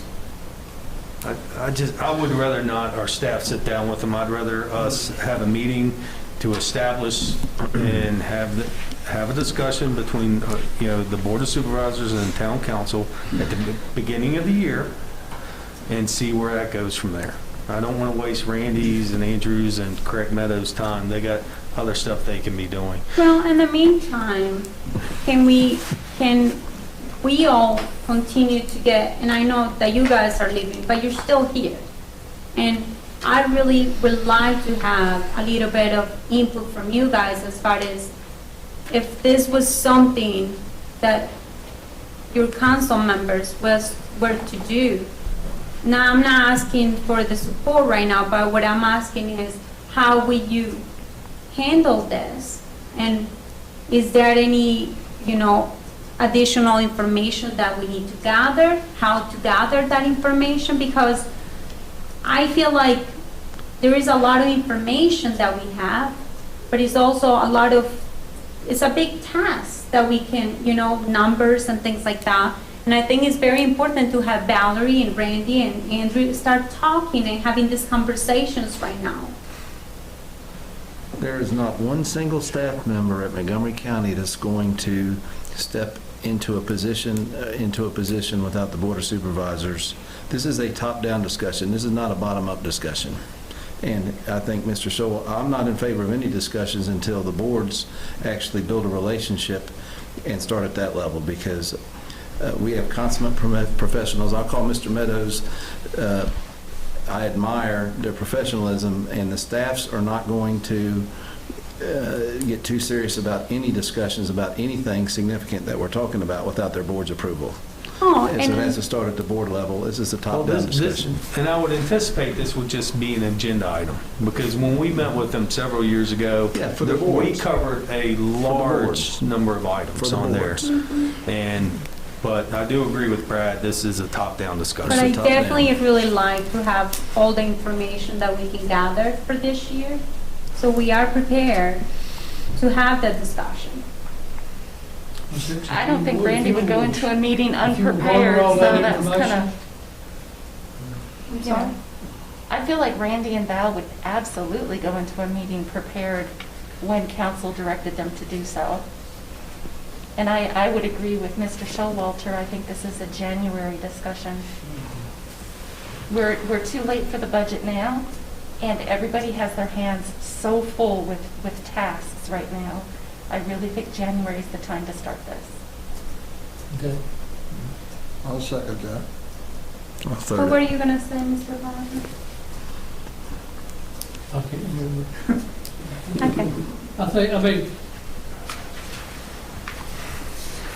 Okay. There is nothing, Ms. Hicks, to prevent you or anyone else on this council appearing before the county budget hearing as a citizen to make these statements.